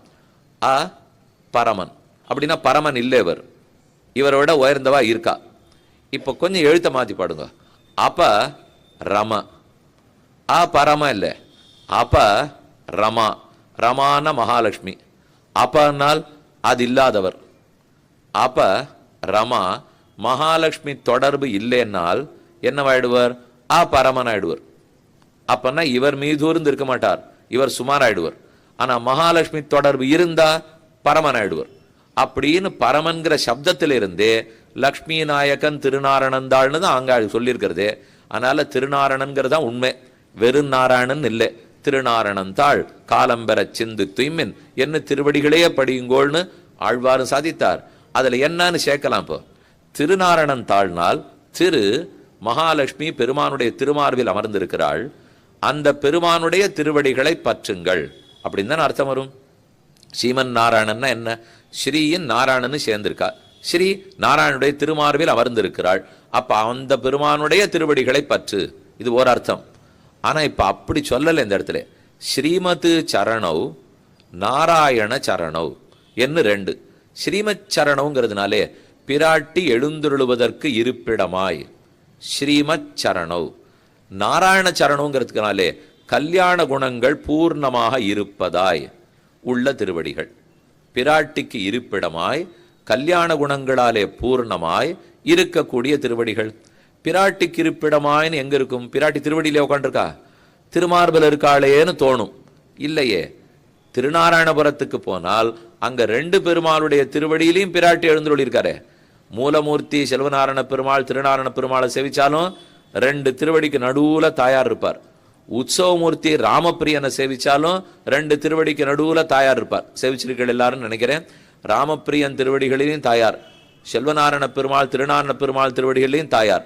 அது எங்கேருந்து தெரிஞ்சுக்கலாம்னால் ஸ்ரீமத் சரணவ்னு தெரிஞ்சுக்கலாம். ஸ்ரீமன் நாராயண சரணவ் தான். ஆனா ஸ்ரீமத் சரணவ் பிராட்டி எழுந்தருளி இருக்கக்கூடிய திருவடிகள். அடுத்தது நாராயண சரணவ், நாராயணனுடைய திருவடிகளினால். நாராயணன்கிற சொல்லுக்கு அபரிமிதமான கல்யாண குணங்கள், எண்ணிறந்த குணங்களுடையவர்னு பொருள். அப்ப அந்த குணங்களுக்கு பிரகாசகமான திருவடிகள். அவர் திருவடிதான் அவனுடைய எல்லா குணங்களையும் பிரகாசப்படுத்தும். அப்படியா? திருவடியே குணப்பிரகாசகமா? அவர் குணங்களை காட்டுவாரானால் கண்டிப்பா திருவடிகளிடத்துல குணம் பிரகாசிக்கல். ஏன்னா நமக்கு பிடிக்கக்கூடியது எது? திருவடி தானே. திருவிக்கிரம பெருமாள் உலகத்தை தாவி அளந்தாலாம். அதனாலே உயரமா இருக்கிற ஒரு முடிய தாவி பிடிச்சிட்டேன்னா நடக்காத காரியம். அவர் முடிய தாவறதுக்கு யாருக்கிட்ட கூட பார்த்ததில்லை. இப்போ அது எங்கோ அடியும் காணாது முடியும் காணாது எங்கோ இருக்கிற பெருமாள் நான் தம் நமத்தியம் ந புனஸ்தவாதிம்னு கண்ணனிடத்தில் அர்ஜுனனே சொல்லிக்கிறார். அந்தமும் இல்லை, மத்தியமும் இல்லை, ஆதியும் இல்லை, எதையும் பார்க்க முடியாது. அப்ப நம்மால பார்க்க முடிஞ்சது எது? அவருடைய திருவடி தான். இதனால் தான் பாட்டு சொல்றது. இப்போ பரமனடி மிக உயர்ந்தவனுடைய திருவடி. மற்றொரு இடத்துல பார்த்தா உலகமளந்த பொன்னடியே அடைந்துந்தேன் அணிபொழில் திருவரங்க தம்மானே. உலகமளந்த பொன்னடியே, இது ஆழ்வாருடைய பாட்டு. திருமங்கி ஆழ்வார் சாதிக்கிறார், உலகமளந்த பொன்னடியே அடைந்துந்தேன். ஆனா ஆண்டாள் கொஞ்சம் திருப்பி அடி பரமனடி ஓங்கி உலகளந்த உத்தமன். திருமங்கி ஆழ்வார் பாட்டு உலகமளந்த பொன்னடி, ஆனா ஆண்டாளுடைய பௌஷரம் பரமனடி ஓங்கி உலகளந்தது. அப்ப திருவடி உலகளந்ததுன்னு சொல்லலாம், உலகளந்த திருவடின்னு சொல்லலாம். இப்படியும் சொல்லிக்கலாம், அப்படியும் சொல்லிக் கொள்ளலாம். இந்த திருவடி எங்கோ உயரமான பெருமான், அவனுடைய திருவடி தாமர்கள். பொன்னார் சார்ங்கமுடைய வடிகளை இன்னார் என் அடியேன்னு பாசுரம். இது திருவடி கீழே இருக்கே, பரமனடின்னு சொல்லியிருக்காளே, அது என்ன அடி? துயின்ற பரமனடி, தூங்கின்னு இருக்கிற திருவடி. இது அப்படின்னா நடந்துட்டு இருக்கிற திருவடி இருக்குமோ? ஓடின்னு இருக்கிற திருவடி இருக்குமோ? இருக்கு. இது தூங்கிட்டு இருக்கிற திருவடி. பைய துயின்றான்னு சொன்னா கள்ள நித்திரைன்னு அர்த்தம். ஏதோ தூங்குறாப்புறம் தூங்கிட்டு இருப்பார், நிஜமான தூக்கமே இல்லை. யாரை எப்படி ரட்சிக்கலாம் அப்படிங்கிற எண்ணத்தோடு இருக்காரோ இல்லை பெருமாள். அதனால துயின்ற பரமனடி பாடி இது துயில்கிற அடி. ஏற்கனவே ஒன்று சொன்னேனே, நடந்த கால்கொள் நொந்தவோ அப்படின்னா அது நடந்தவடி. இது துயின்ற அடி, அது நடந்த அடி. இன்ன அடிகள் இருக்கு. முடிச்சோதியாய் உனது முகச்சோதி மலர்ந்ததுவோ அடிச்சோதி நீ நின்ன தாமரையாய் அலர்ந்ததுவோ. அங்க பார்த்தால் முடிச்சோதியின் மிக உயர்ந்த முடியை சொல்லிட்டு அடுத்தது அடிச்சோதி. முடியும் அடியும் கோனாரை அடியேன் பரமன் அடி. பரமன்னு சொன்னா மிக உயர்த்தி, அடின்னு சொன்னா எளிமை. கோனார்னு சொன்னா உயர்த்தி, அடியேன்னு சொன்னா எளிமை. முடின்னு சொன்னா உயர்த்தி, அடின்னு சொன்னா எளிமை. அதனாலதான் முடிச்சோதியாய் உனது முகச்சோதி மலர்ந்ததுவோ அடிச்சோதி நீ நின்ன தாமரையாய் அலர்ந்ததுவோ என்று ரெண்டையும் சேர்த்துட்டார். திருமங்கி ஆழ்வார் பாடுறச்சே, மைவண்ண நறுங்குஞ்சி குழல் பின்தாழ மகரம் சேர்க்குட இருபாடு இலங்கி ஆட எய்வண்ண வெஞ்சலையே துணையா இங்கே இருவராய் வந்தார் என் முன்னே நின்னார் கைவண்ணன் தாமரை வாய் கமலம் போலும் கண்ணினையும் அரவிந்தம் அடி மகுதே. உயரமா இருக்கிற கண்ணை சொல்லி எடுத்துப்போ. என்ன தாமரை கண்ணன்னா விண்ணோர் பரவும் தலமகன். ரொம்ப பெருமை தாமரை கண்ணன்கிறது. தசையதா கப்பியாசம் புண்டரீகமேவ மக்ஷினின்னு உபனிஷத் சொல்றது. தாமரை கண்ணன்னாலே பரத்வம் பரத்வம் மேம்பாடு. அப்ப தாமரை கண்ணன்னு சொல்லிட்டு அடுத்தது என்ன சொல்றது இப்போ? அப்ப மைவண்ண நறுங்குஞ்சி குழல் பின்தாழ மகரம் சேர்க்குடை இருபாடிலங்கியாட எஞ்சிலையே துணையா இருவராய் வந்தார் கைவண்ணம் தாமரை வாய் கமலம் போலும் கண்ணினையும் அரவிந்தம் அடி மகுதே. கண்ணினையும் அரவிந்தம்னு உயரமான இடத்துல சொல்லிட்டு அடி மகுதே. அப்ப கண்ணோட அடிய சேர்க்கிறா, திருமுடியோட அடிய சேர்க்கிறா. முடிச்சோதியான்னு சொல்லிட்டு அடிச்சோதிங்கிறார். கண்ணினையும்னு சொல்லிட்டு அடின்னு சொல்றார். இன்னொரு பாட்டு பார்க்கலாமா? பாமரு மூவுலகும் படைத்த பற்ப பாதாவோ பாமரு மூவுலகும் படைத்த பற்ப நாபாவோ பாமரு மூவுலகும் அளந்த பற்ப பாதாவோ. பாமரு மூவுலகம் உலகத்தை எல்லாம் அளந்த பத்ம பாதா, பத்மபாதன்னு பேர் கொடுக்கிறார் ஆழ்வார். அப்ப தாமரையன்ன அடி. அதுக்கு முன்னாடி சேர்த்தது என்ன? பாமரு மூவுலகம் படைத்த பற்ப நாபாவோ. அப்ப நாபியும் அடியும் சேர்த்துட்டார் பாருங்க. நாபியும் அடியும் சேர்த்து பாட்டு, கண்களும் அடியும் சேர்த்து பார்த்து, முடியும் அடியும் சேர்த்து பாட்டு. அப்போ ஒவ்வொன்று ஆனா நாபியும் முடியும் சேர்க்க மாட்டா, அதை சேர்க்கவே மாட்டா. மற்ற எந்த உறுப்பா இருந்தாலும் திருமுடியோட திருவடி, கண்களோட திருவடி, திருவாயோட திருவடி, தோளோட திருவடி. தோளோட திருவடி பாட்டு காண்தகு தோள் அண்ணல் தென் அத்தியூரர் கடலென கீழ் பூண்ட வன்பாளன். திருவரங்கத்தமுதனார் ராமானுஜமுத்தந்தால சாதிக்கிறார். காண்தகு தோள் அண்ணல், காஞ்சி வரதராஜ பெருமான் பேரே தேவராஜ பெருமான். அப்பனா பரமன்கிறதுல ஒன்றும் சந்தேகமே இல்லையே. அதனால காண்தகு தோள் அண்ணல் தென் அத்தியூரர், அழகான தோள். தோள் தென்னத்தியூரர் காஞ்சி தேவபெருமானுடைய தோளை சொல்லிட்டு உடனே பாட்டு தென் அத்தியூரர் கடலென கீழ் பூண்ட வன்பாளன். அது என்ன? தோளை சொன்னா திருவடியா, முடிய சொன்னா திருவடியா, கண்ணை சொன்னா திருவடியா, நாபிய சொன்னா திருவடியானால் நமக்கு தெரிஞ்சது ஒண்ணுதான் சுவாமி. அந்த திருவடியைத்தான் பற்றினோம், அத்தால தான் நம்ம வாழ்வோம். திருவடியை பற்றி வாழ போகிறீரா, வாழ வேண்டும்னு நினைத்து திருவடியை பற்றினீரா? ரெண்டுல எது? இப்போ பாடி பாடி திருவடி அடைந்தீரா அல்லது அடியை பாடினீரா? கேள்வியை சுலபமாயிப்போம். பரமனடி பாடின்னு இருக்கே, பாடி பாடி தானே திருவங்கிட்ட போகணும், அப்பதானே திருவடி கிடைக்கும். அவரா 30 வருஷமா பாடினாராம், 30 வருஷமா கைங்கரியம் பண்ணாராம், இப்ப திருவடி அடைஞ்சுட்டாராம் என்று தானே சொல்லணும். ஆனா ஒருத்தரப்படி சொல்ல மாட்டேங்கிறா. பரமனடி பாடி முதல்ல திருவடியை கிடைக்க பெற்றேன், அப்புறம் தான் பாடினேங்கிறார். திருவடியை அடைஞ்சுட்டு பாடுவீர்களா? ஆழ்வார் ஒரு பாசுரத்தில் மாறி மாறி பல பிறப்பும் பிறந்து அடியை அடைந்து உள்ளந்தேறி ஈரிலின்பத் திருவள்ளம் யான் மூழ்கினன். 2ஆம் பத்து 6ஆம் திருவாய்மொழி வைகுந்தாமணி வண்ணனேன்னு 10 பாசுரங்கள். அதுல சாதிக்கிறார், மாறி மாறி பல பிறப்பும் பிறந்து. இனிமே பாக்கி இல்லாத பிறவி எடுத்தேன். இங்க பிறந்தேன், அங்க பிறந்தேன், அங்க பிறந்தேன், இங்க பிறந்தேன். நீ எத்தனை பிறவி எடுத்திருக்கேன்னு பேர் வச்சிருக்கியோ அதை விட நான் பிறந்திருக்கேன். மாறி மாறி பல பிறப்பும் பிறந்து இப்ப அப்படியே பிறந்துட்டே இருந்தேன்னா அழகா நம்மள வீட்டுல உதாரணம் சொல்றார். ஒரு துரும்பு போய் கடல்ல சிக்கிண்டு தான், அதை அலையில மாட்டி நிறுத்து. அந்த அலை அடிச்சு அடிச்சு அடிச்சு கொண்டது.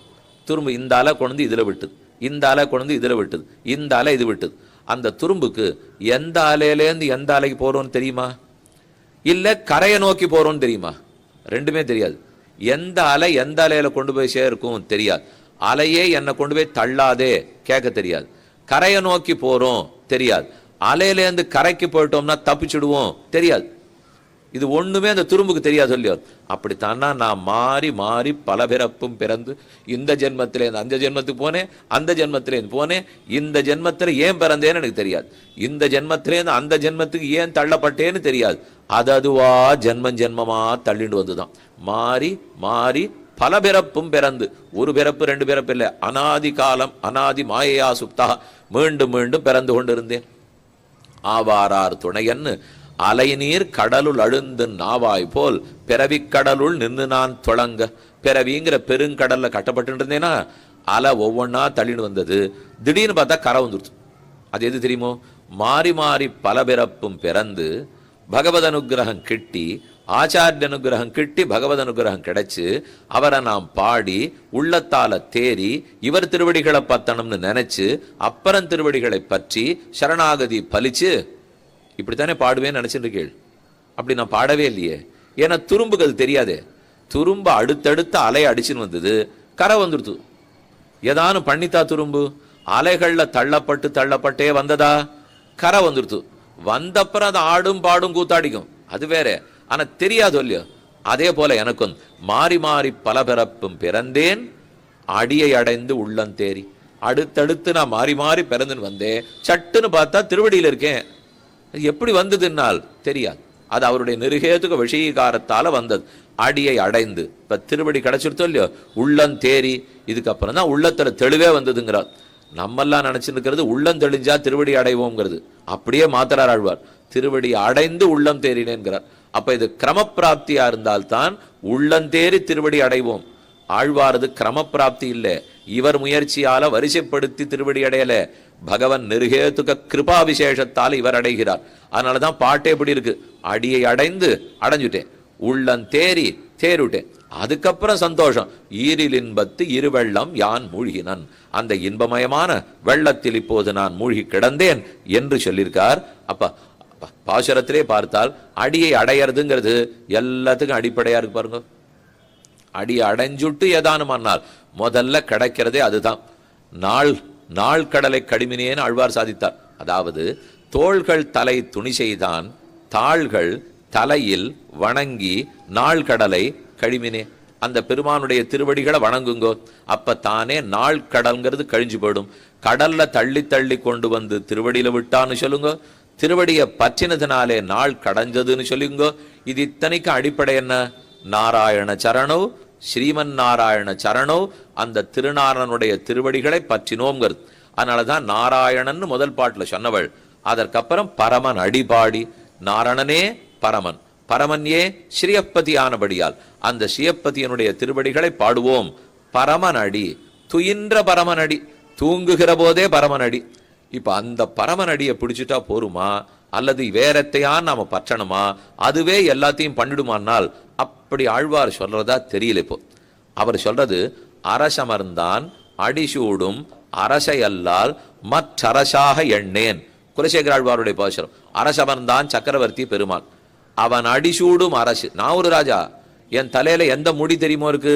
பெருமானுடைய திருவடிங்கிறது தான் முடியா இருக்கு எனக்கு. அவர் திருவடி எடுத்து தலையில வச்சுட்டேன்னா அரசமர்ந்தான் பெருமான். அடிசூடும் அந்த திருவடி எடுத்து தலையில சூடிக்கிற ராஜா குலசேகரன் தான். அரசமர்ந்தான் அடிசூடும் அரசு. இப்பதான் எனக்கு அரசு பட்டம் கிடைச்சது. அது இல்லாமல் மற்றது எல்லாத்தையும் அரசாக கூட நான் மதித்ததே இல்லைன்னு சொல்லிக் கொள்கிறார். இதே போலத்தான் நம்மாழ்வாருடைய பாசுரம். அருள் பெறுவார் அடியார் தம் அடியனேற்கு ஆழியான் அருள் தருவான் அமைகின்றான் அது நமது விதிவகையே இருள் தருவான் ஞாலத்துள் இனிப்பிறவி யான் வேண்டேன் மருளொழி நீ மடனெஞ்சே வாட்டாற்றான் அடிவணங்கே. திருவாட்டாற்று பெருமான் திருவடியை வணங்கு, அப்பதான் உனக்கு சந்தேகங்கள் எல்லாம் தீரும். அப்ப இவா சொல்றதை பார்த்தா சந்தேகம் போறதுக்கும் திருவடி, உள்ளம் தேர்றதுக்கும் திருவடி, மாறி மாறி பிறந்தது மாறுறதுக்கும் திருவடி, கைங்கரியம் பண்றதுக்கும் திருவடி, சரணாகதிக்கும் திருவடி, பாடுறதுக்கும் திருவடி, ஆடுறதுக்கும் திருவடி. இப்ப எத்தெடுத்தாலும் திருமால் திருவடி. திருமாலால் அருளப்பட்ட சடகோபனம் இல்லையோ, அதைத்தான் கடைசியிலையும் சொல்றார்.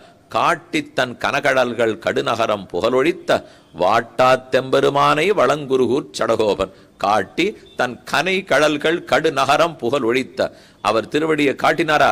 இனிமே நரக வாசனையே நமக்கு கிடையாதுன்னா. தன் கனகடல்களை காட்டினார், கடு நகரத்தையே போவதத்தை நரகத்துக்கு அடைவதை தவிர்த்தார். ஆகவே அவர் திருவடியில தான் தொடங்கணுங்கிறதே. ரொம்ப உயர்ந்தவன் பரமன், அவன் திருவடி பரமன் அடி. அந்த திருவடியை தான் நடக்கணுமோ, நடந்தது. இப்பதெல்லாம் வேண்டாம். துயின்ற பரமன், துயின்ற பரமன் அடி பாடி. அது துயில்கிற போதே அந்த திருவடிகளுக்கு ஏத்தம். நடந்தாலும் திருவடிகளுக்கு ஏத்தம், ஆடினாலும் பாடினாலும் எது பண்ணாலும் திருவடிக்கே ஏற்றம். பரமனடி பாடி நிறைய சாப்பிட்டாச்சு. இப்போ சாப்பிட்டாச்சுன்னா திருவடிகளை அனுபவிச்சிட்டோமோ இல்லையோ, ஓஹோன்னு சாப்பிட்டாச்சு. சாப்பிட்ட அப்புறம் மறுபடியும் சாப்பிட சொல்லலாமா? நெய் உண்ணோம், பால் உண்ணோம், நாட்காலே நீராடி மையிட்டெழுதோம் மலரிட்டு நாம் முடியோம். நெய்யும் வேண்டாம், பாலும் வேண்டாம், ஒன்றும் வேண்டாம். ஏன்? பாடிவிட்டோமே. பரமனடி பாடினா சாப்பிட்டாச்சுன்னு அர்த்தம். எல்லாத்தையும் அது கொடுத்து விட்டது. கொடுத்து விட்ட பிற்பாடு நம்ம ஏன் மத்தது வேணும்னு சொல்ல போறோம்? வேண்டாம்னு சொல்லி கிருத்தியாகிருத்திய விவேகம் முடித்து அந்த திருவடி எங்க வியாபாரம் பண்ணித்து என்று கேட்க ஓங்கி உலகளந்து கொடுத்தது. படிக்களவாக நிமிர்த்த நின் பாதபங்கயமே தலைக்கணியாயென்னும் விஷ்ணோப்பதே பரமே மத்த உற்சகா என்னும் தவ பாத பங்கஜம் தனம் மதியம் தவ பாத பங்கஜம் என்னும் உன்னுடைய திருவடித்தாமர்களே நமக்கு தனம். அதுலதான் மது தேன் ஒழுகுகிறது. அதுவே நமக்கு உத்தேசம்னு சொன்னதே திருவிக்கிரமாவதாரமாய் 3ஆம் பாசுரத்திலே சொல்லி நாட்டாருக்கு நீங்காத செல்வம் நிறையட்டும். இவா தானே நமக்கு இப்ப மார்கழி நோன்பு நோத்து கண்ணனை பார்க்கலான்னு அனுமதிச்சாலே. இத்தனை நாள் கிடையாதுன்னா மூடி மறைச்சு வச்சிருந்தா. இப்ப கண்ணனை பார்க்க அனுமதிச்சாலோ இல்லையோ, சரி சரி அவளுக்கு ஒரு நல்லது நடக்கட்டும் என்று நாட்டாருக்காக செல்வத்தை பாடினது 3ஆவது பாசுரம். மேலே சொல்ல வேண்டிய அர்த்தங்களை நாளை காலை விண்ணப்பம் பண்ணுகிறேன். இப்போது 3ஆவது பாசுரம் அனுசந்தானம். ஓங்கி உலகளந்த உத்தமன் பேர் பாடி நாங்கள் நம் பாவைக்கு சாற்று நீராடினால் தீங்கின்னி நாடெல்லாம் திங்கள் மும்மாறி பெய்து ஓங்கு பெரும் ஜன்னல் ஊடுகயலுகள பூங்கு உழைப்போதில் பொறிவண்டு கண்படுப்ப தேங்காதே புக்கிருந்து சீர்த்த முலபத்தி வாங்க உடம் நிறைக்கும் வள்ளல் பெரும் பசுக்கள் நீங்காத செல்வம் நிறைந்து ஏலோர் எம்பாவாய்.